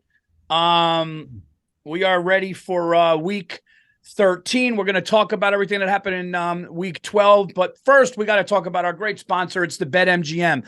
BetMGM has the best money lines, most current up-to-date money lines that there is. Okay, how do you get BetMGM if you listen to the show? It's very simple. You download the app. You use bonus code Burr, B-U-R-R. You'll get 100% risk-free bet up to $1,000 on your first wager. Here's how it works. You download the BetMGM app. You sign up. When it says, do you have a bonus code? You say yes, B-U-R-R. That's Burr. You deposit at least $10 and place your first wager on any game. You'll receive up to $1,000 in free bets if your bet loses. Just make sure you use bonus code Burr, B-U-R-R, when you sign up. Folks, I don't know what to tell you. Me and Bill are beside ourselves with the Monday night special. Don't know what to tell you. We are trying. We are trying. We've been close, but we're listen, man, we're right there. I believe I'm a half a game back, right? I went 2-2, which makes me 23-24-1. Look, man, for dude, this season, I'll take this year, dude, how difficult this year has been as far as like the Jekyll and Hyde of like, I swear to God, 60% of the teams, it's just like, who the fuck are you? Yeah. They really got parity to a whole other level. Dude, my whole theory last week of like, if you get more than 8 points, just take the dog because you're going to get that backdoor cover. Fucking unbelievable, man. I hit the Giants. I went 1-3. I hit the Giants game on Thanksgiving. I'm like, all right, man, I might go 2-2, 3-1, who knows? And on Sunday, I went 0-3. The one fucking game that drove me nuts was the Rams game. I don't remember who the hell they were playing. It was like how many points were they getting? The Chiefs, and they were playing the Chiefs. They were getting 15 fucking points. Yeah, so they're down by 16, and it's the classic. The Rams are getting the ball with like a minute and a half back. I'm like, all right, Chiefs are going into the prevent. They're just going to give up a touchdown, or at least let them go down and get 4 shots at the end zone. I got a chance at the backdoor cover. Paul, they were up 16 points with a minute and a half. The fucking corners are like right up on the fucking line playing defense. And I'll tell you, and it worked.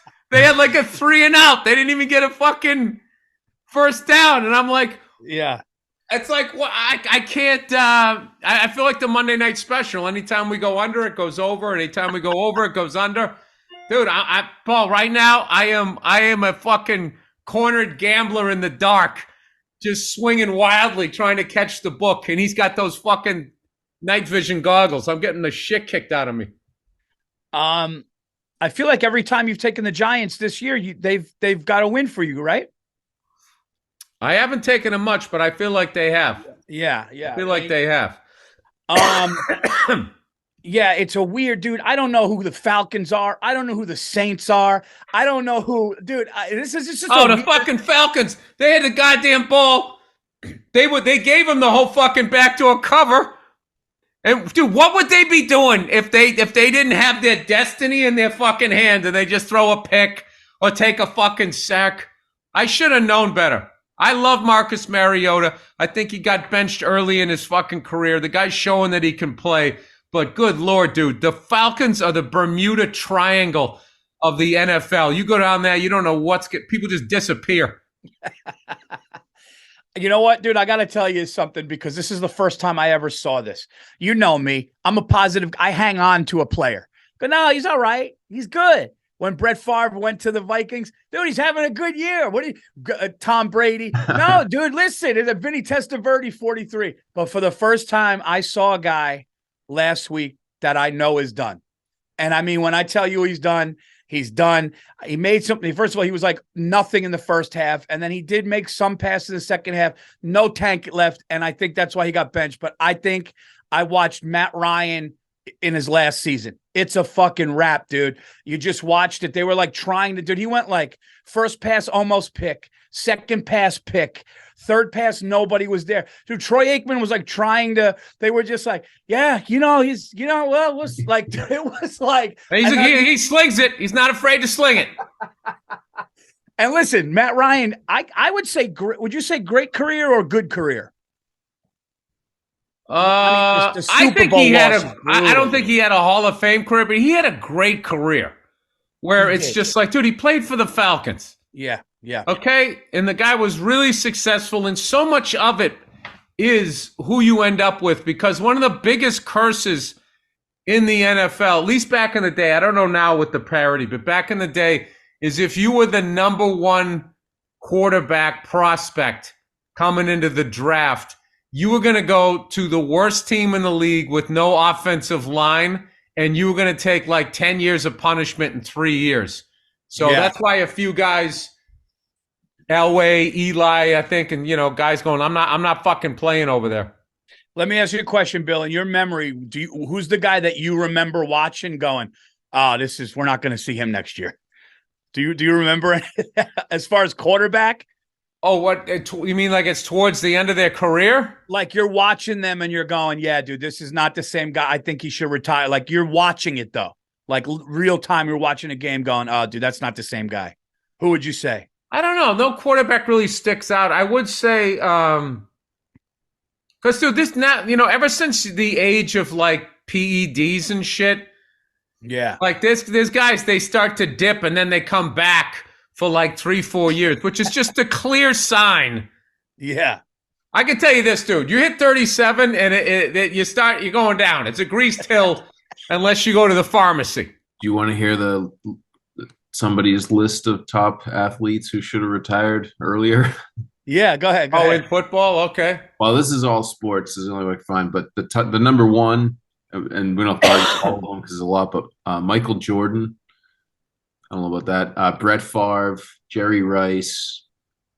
Yeah, those guys all hung on too long. But but guys that were that great, to me, it's like you're just their inability to retire is also what made them great. So I don't look at it like. And Jerry Rice did Jerry Rice go to a Super Bowl as a Raider, right? You know what's funny is when a guy what did you say? He went to the Hall of Fame as a Raider? No, he went to the Super Bowl as a Raider.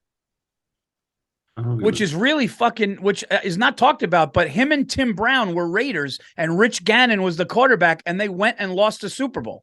Am I right? Yeah, I'm right about that, I think. Yeah, Tampa. They lost to Tampa. They lost to Tampa. That was when Rondé Barber, Tiki's brother, was the MVP. He was a defensive back, and that was the Tony Dungy ring. Tony Dungy took over for Gruden, and a lot of people were like, oh, Gruden grew that team. Warren Sapp got a ring that year. Oh yeah, I remember when Gruden won with the Bucks, and they wouldn't give it up and be like, "Oh yeah, that was Tony Dungy's team." He goes, "Yeah, but he played his own fucking team." Oh, that's right. It was I had it reversed. It was Gruden got it, and they said it was Dungy's team. Yeah, which was so stupid. All right, well, let's get into week 13. No, I got one for you. Okay. You know what's funny is when a guy starts losing his skills and he starts getting mad. Yeah, it's like an old man with dementia. I saw a basketball player do it. I love him too much to say his name, but he just, I mean, like, oh, can we talk about that, by the way? Dude, like the level of fucking cursing that these guys do when they're clearly saying the F word. And it's I just sit there going like, I watched the end of the USC UCLA game, and it was a fucking great game. And there was two great quarterbacks. And unfortunately, the guy I was rooting for UCLA, he threw a pick in the end. He tried to force one in there. And USC gets the ball back. And their quarterback, I think, ran for a first down or something like that. The game ended, dude. He took his fucking helmet off, dude. And I think he said every curse word you could possibly say. And the camera's right on him. He's just like, yeah, motherfucker, fucking cunt, fucking bitch, whore, fucking, that's what the fuck we do. Fuck, motherfucker. Like, right on his face. And I'm just sitting there going like, this is like network television. Afternoon network TV. I know, and it's like, as a comic, I can't do that. And this guy's sitting there, and they're going like, he's excited. I mean, this is such a big win for USC. And he's going, fucking eat my fucking ass, you fucking whore. I mean, here's the thing. It doesn't offend me. I actually think it's fucking hilarious how these kids today, anytime they win a game or do something, they act like they're in 300. And I always wanted, you know what? I actually thought of a funny sketch was to put one of them back in the day and have them run for a first down and then get up and be like, oh, and have all those Dick Butkus guys just looking at him. And then on the next play, they're like twisting his foot around and the ref's not throwing a flag because it's not illegal. You know what's funny too is like if Al, bless you, if Al Michaels or like one of those guys like Brent Musburger, when they're talking very elegantly about the game and they'll be like, wow, you know, it's a big third down coming down this, and all of a sudden you just hear a guy go, fuck you, and then the TV, and you know Al Michaels heard it, and he's just like, you could tell though. Dude, yeah, they try to like play it up. I just think it's like, dude, Kevin Garnett. Oh, anytime Kevin Garnett got an and one, and they were close up on his face, Jesus Christ. The best thing about KG was if he dunked it hard or made a big shot, he backpedaled, and you just always heard him mouth motherfucker. Motherfuckers. Always. Yeah, listen, you know what? Okay, here's a guy who got mad at the end of his career. Oh, yeah, go ahead. Josh Beckett. Yes. Josh Beckett, rather than doing what I saw Pedro do, great one, develop another pitch, which obviously is a hard fucking thing to do. He got like mad, and I remember like watching him because I love Josh Beckett. That was hard to watch. Was just like, dude, that's one of the greatest fucking memory. That is one of the greatest things I've heard somebody saying, to remember that, because he would get like, because he was dominant and then he wasn't. And when he went to the Marlins, he wasn't. And when they would ask him questions, he was fucking bitter, dude. That's a great call. Because he didn't cheat, Paul. Because he didn't cheat. Yeah. He was like some other angry guys that I've seen. He would have just done the PEDs and then won another fucking 50 games and gone over 300. And people would be like, should this guy be in the hall? Yeah. And I think also coaches, when Dennis Green, rest his soul, I think Dennis Green passed away. But when Dennis Green goes, yeah, he did. They were who we thought they were, and we let him off the hook. When he screamed that and did that, I think that that was his going like, this was my shot. Like, this is my last run at it. I didn't like acting like he wasn't making a fucking point. He's like, right. We knew who the fuck they were. You know what they were? He was basically saying, you know when you fight your older brother and you're actually to the point where you can beat him, but you just don't know how to win. So you start winning and it doesn't feel and then they start beating the shit out of you. It's like, oh yeah, this is what I'm comfortable with. That's what he was with. So I thought it was an impassioned speech and all of that. And I hate how they just, anytime a coach loses his shit, they don't necessarily listen to what he's saying. They just immediately make fun of him for flipping out, and and it turns into memes and shit. But I imagine his mother at the dinner table with the song. What happened? I heard you almost beat your brother today. What happened? He is who I thought he was, Ma. And I let him off the hook. All right. Well, all right. Let's get into the gambling. I actually looked at this 5 minutes ago when I grabbed my coffee, and I'm going to say I like some of these games. I like some of these games. I like some of these lines. Hey, Paul, that makes one of us. I hated this week. Did you? All right. Well, all right. You lead the charge, dude. You lead the charge.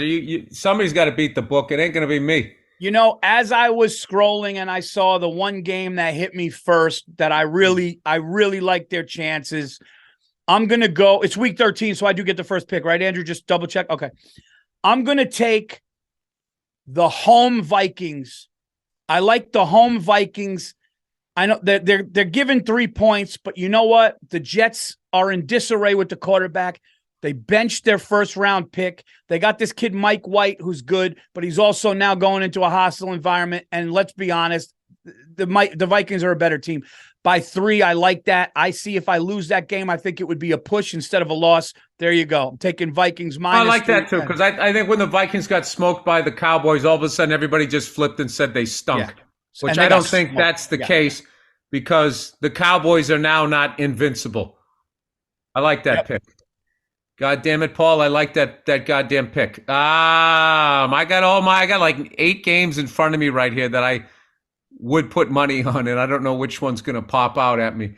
All right. I don't know why. Why are the Chiefs only minus 2.5 in Cincinnati? I don't understand that. I saw that. I didn't get that. I think I'm going to take that one because I think, the Chiefs know how to win. I think they still have enough guys left from their Super Bowl run. I think that they know that they need to turn it on this time of year. And Bengals are still a little wet behind the ears and also a little erratic week to week. And I feel like the Chiefs are just marching towards, being the dominant team, especially with Buffalo. I don't know what's going on with those guys and their defense, which has sort of been underwhelming. So I'm going to take the Chiefs.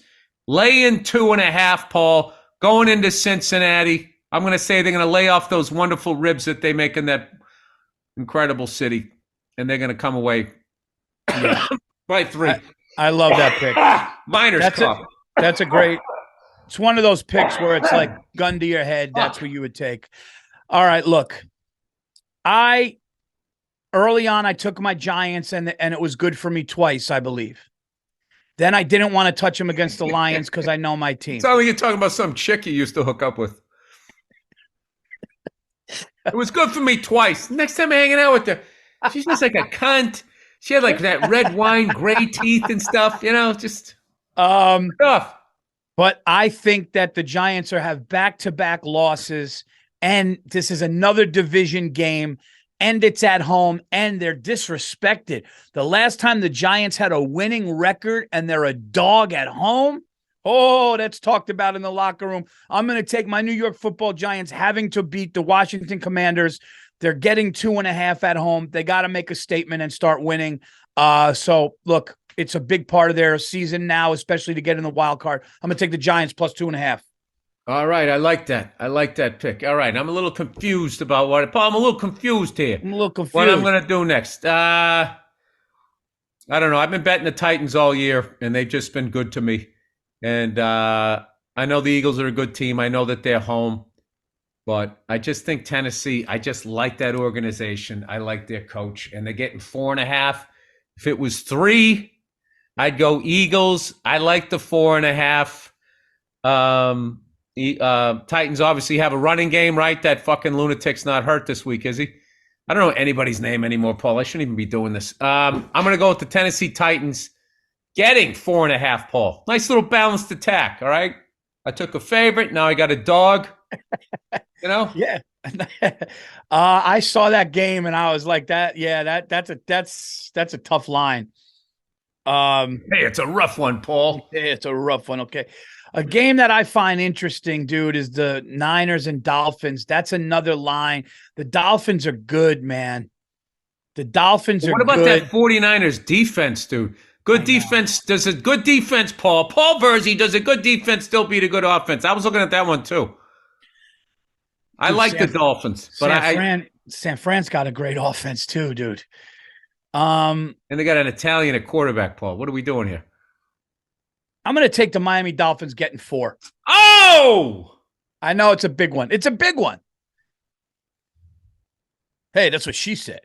Look, I could be. This is one I could be completely wrong. Or hey, do you ever notice when we do this?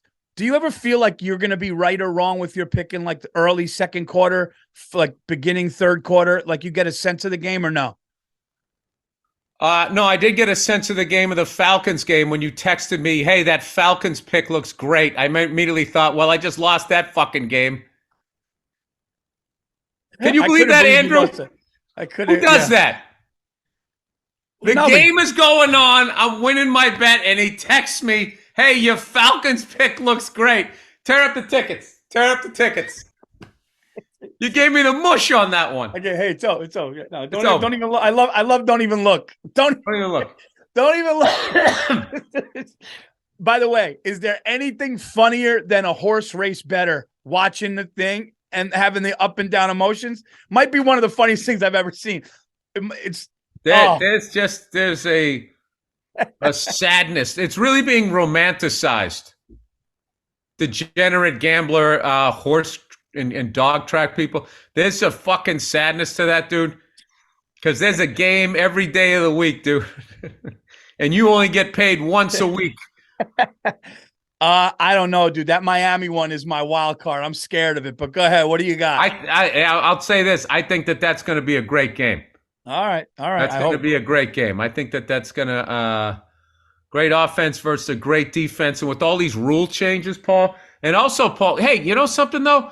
They're really saying that guy that coaches the Dolphins is like an offensive genius. So I don't. I know the 49ers. Yeah, Paul doesn't like genius. Paul, all right.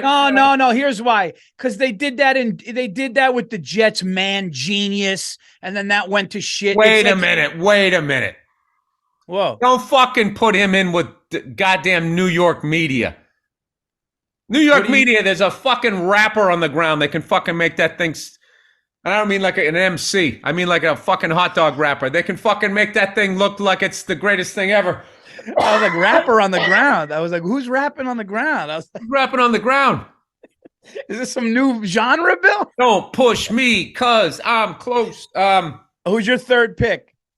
No, I think that that guy, the way he's not just using Tyreek Hill, like, okay, he's fast, send him out there.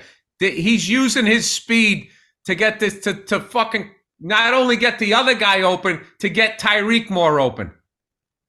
I watched the whole breakdown on this fucking thing where they do it. They put Tyreek in motion, and then he comes along to their number 2 receiver, and they're both fucking blazing. And people don't know what to do. Okay. They find that space, Paul. They find that space in one of those fucking I don't know. I'm in over my head. No, I hope my pick is right. I think it's going to be a great game. All right, I'm going to shut the fuck up for once here. All right, I'm going to go with I don't know why, Paul. Why do I do the things that I do, Paul? I'm going to take the Lions +1 over the Jags. I think what's his face, Jared Goff. I think he got a bad fucking deal out there in Los Angeles. I think he's way better than people think, and I was impressed with them on Thanksgiving, and they're also going to have all these extra days off. They're playing the fucking Jaguars. Right. Okay. Ooh, I didn't like that response at all. You know why? Just because both of those teams are so weird to me. The Jags in Detroit, they could be down 14 in the third, and then you look across the bottom and it's tied. It's just one of those. Well, let's be honest. You don't like the pizza in either city, so it's just affecting how you look. I'll be honest with you. Detroit. I was going to say Detroit. Oh, Detroit. Bill, you know there's a game tonight. I feel like Detroit's pizza is what Chicago thinks their pizza is. Oh shit! Shots fired right there. Oh yeah, well, Chicago pizza. It's a pie. It's literally like a pie. You can't eat it by yourself. No. You can't just go out and get a slice. Detroit style, it's like a crispy Sicilian slice, but soft. I mean, I'll tell you what, dude, Detroit style pizza. That crust, dude. Oh, the crust around it. Oh, let's be honest, dude. You bite something and it crunches. It's fucking incredible when it's you know what I mean? There's a game tonight, Bill. Oh, there is. There's a game tonight. Oh, is there, Paul? Who's playing tonight? And this is a weird line to me. I don't know, why is it only 3.5? It's only 3.5. You guys are at home. Everything says stay away, but part of me thinks the Bills win. I don't know. This is my fourth and final pick. Correct, Andrew? I got the Giants, the Vikings, the Dolphins, and number 4. Who's it? I'll tell you who I'm done with. I know who you're done with. I'm done with the Packers, and I'm done with the Colts. Goodbye. You've been done with the Packers. Yeah. I kind of like them this week, but that's funny. I like the Bears. No, this is tough, dude. This is why this week I don't know who the Rams are getting 7. I don't know who the Texans are. I mean, all right, dude. I'm gonna do something. I don't want to do, but you know something. Ever gonna end? They've won 2 in a row, and it seems like, I don't want to say the ship is righted just yet, but they're happy. They're hugging each other, and they finally feel like they figured something out. This will be the last time I take them if I get burned. But I am going to take the 1-point home favorite Las Vegas Raiders versus the team that I said was going to go to the Super Bowl against the Chargers. Okay? It's one for Paulie. Why do you keep going back to this relationship? It's 1 point. They're at home, and you got back-to-back wins. One thing I've learned watching these things, behind-the-scenes stuff, is they say in the NFL, after that first couple wins, dude, something happens in the building. I'm going to ride with that and see. It's 1 point. Might as well be a coin toss. I think the Raiders figured something out. You know, Paul, just to make it fun this week, I'm going to take the Chargers. Okay. I'm just going to take. I didn't even have that game on the books. I hate when you do that because you're head to head. You're who? Head to head. You're fucking kicking ass, man. Look at you. I had you You're dressed one like an head-to-head. assassin this week. You got your Jordan hat on. No, dude, I had one head to head with you. I won this year. Last year, I think we went head to head 5 times. I think you won 4 or maybe all 5. So I know, but you know something? You ended up winning by a half a game, and I did the same thing last year. I had an emotional response to something, and that week ended up fucking me. And last week I had an emotional response to the cover, to the cover 2, the fucking prevent defense. And I was trying to prove a point. And what happens when you try to prove a point, Paul? You go 1-3. By the way, I think going back. So Andrew, just so you know, our 4th pick is my Raiders -1, his Chargers +1. I think that prevent shit, because remember we were talking last week, and I go, not all teams do it, and you go, who doesn't do it? And I know that everybody I bet on last week. I think it's the coaches, dude. I think the coaches are the fucking ones that are like the scared coaches, the coaches that don't fucking. I think it's, what do they call it, Marty Ball? Yo, Marty Ball. Marty Ball's what the U.S. soccer team did against fucking Iran.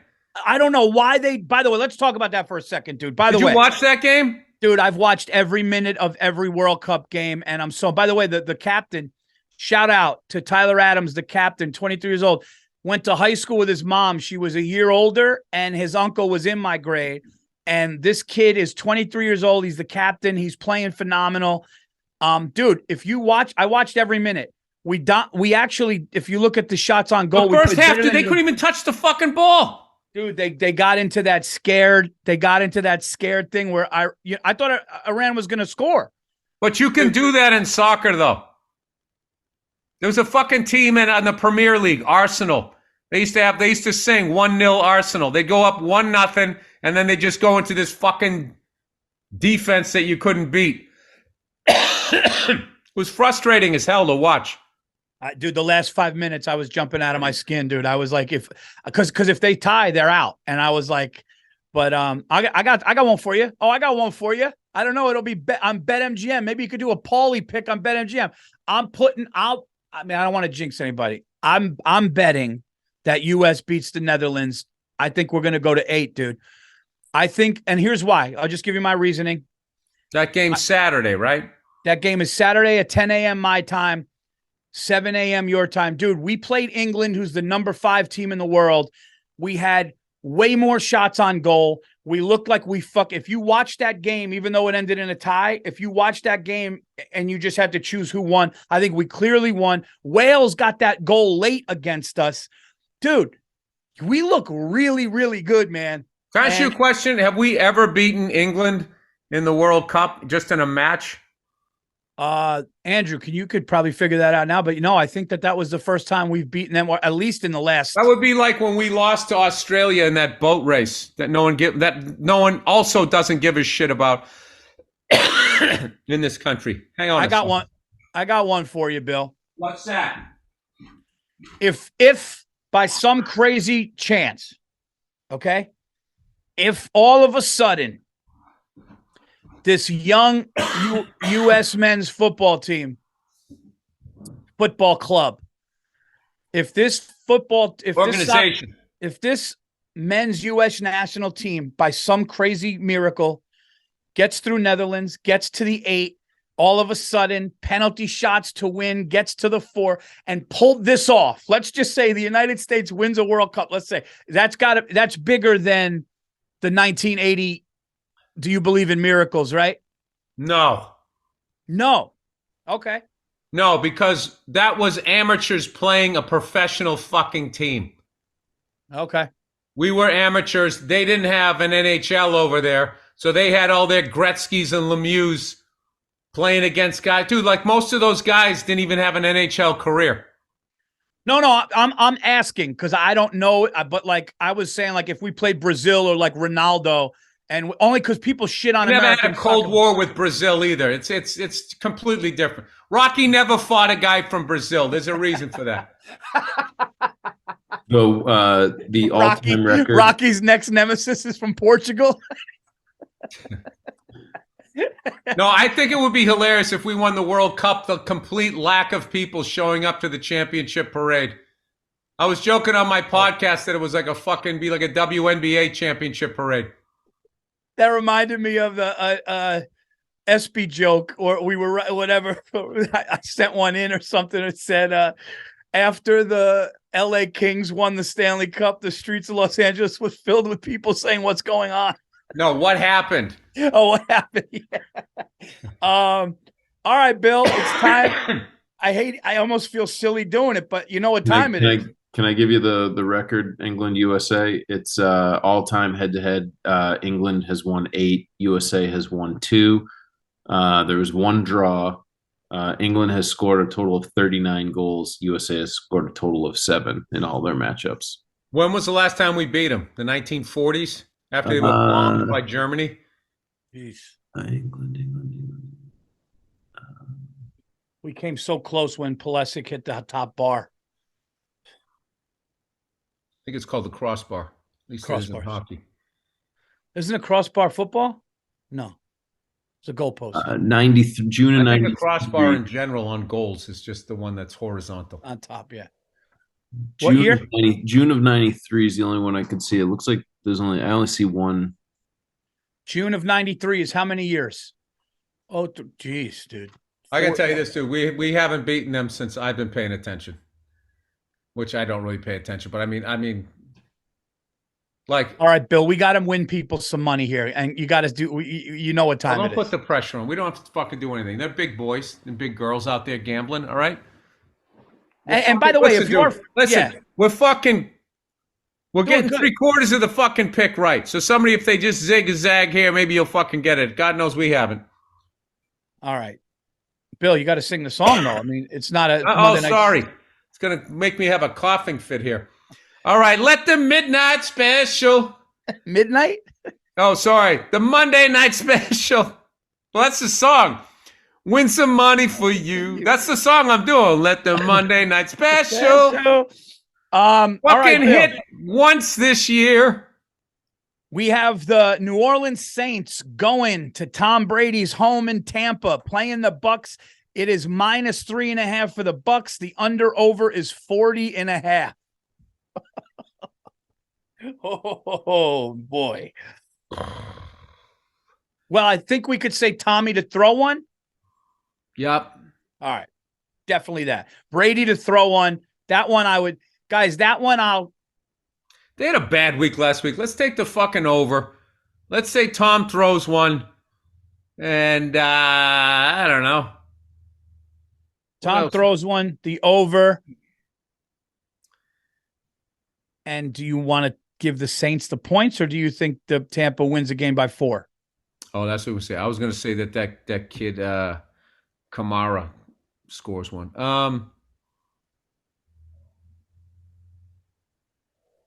4, Paul. Why does it have to be 4? Why can't it be 3? Gun to your head. Does Brady beat the division rival Saints by 4 in Florida on Monday night, though? It is Tom's Monday night, though.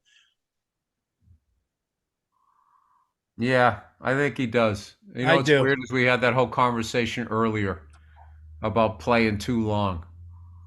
Oh, which I don't think he's doing, because he had his best statistical season last year. It's just that they got a new head coach and they got all this other type of shit.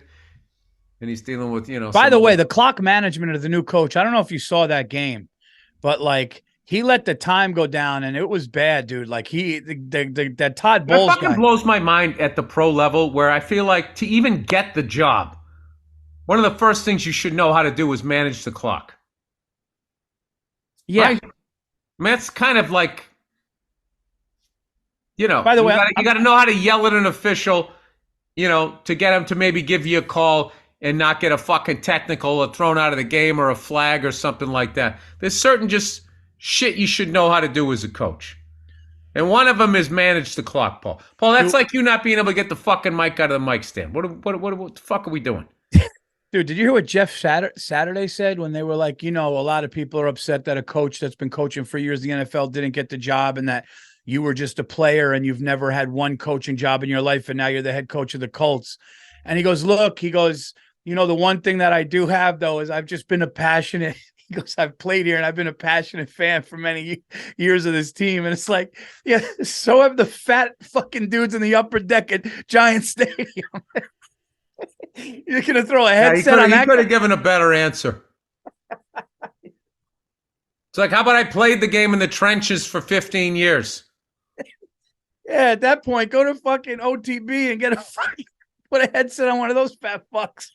No, dude, come on, dude. That guy. I'm joking, dude. No, he played. He won a Super Bowl. I'm kidding, but it is funny to be like, no, I've been around for years. He won a Super Bowl after they stole our offense and made the way that we covered their receivers illegal. The fuck and out no offense to the Colts or their fans, but that was one of the worst, boring dude. That Colts playing Rex Grossman and Chicago Bears in the rain was one of the most lackluster Super Bowls ever.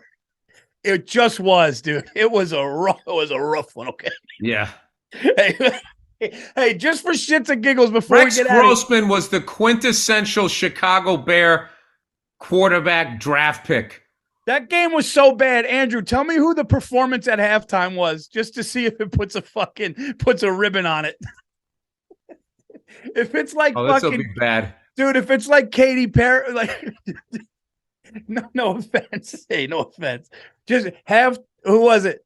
It out. It was a terrible game, but it was Prince. Oh, he likes it. He likes it, Bill. Andrew likes it. It was Prince at the halftime show. So okay. They love thank God, Prince saving the fucking day. Oh, that's right, dude. He was playing Purple Rain in the rain with the purple good to the soul. Okay. Hey, thank God Prince was there, okay? All right, guys.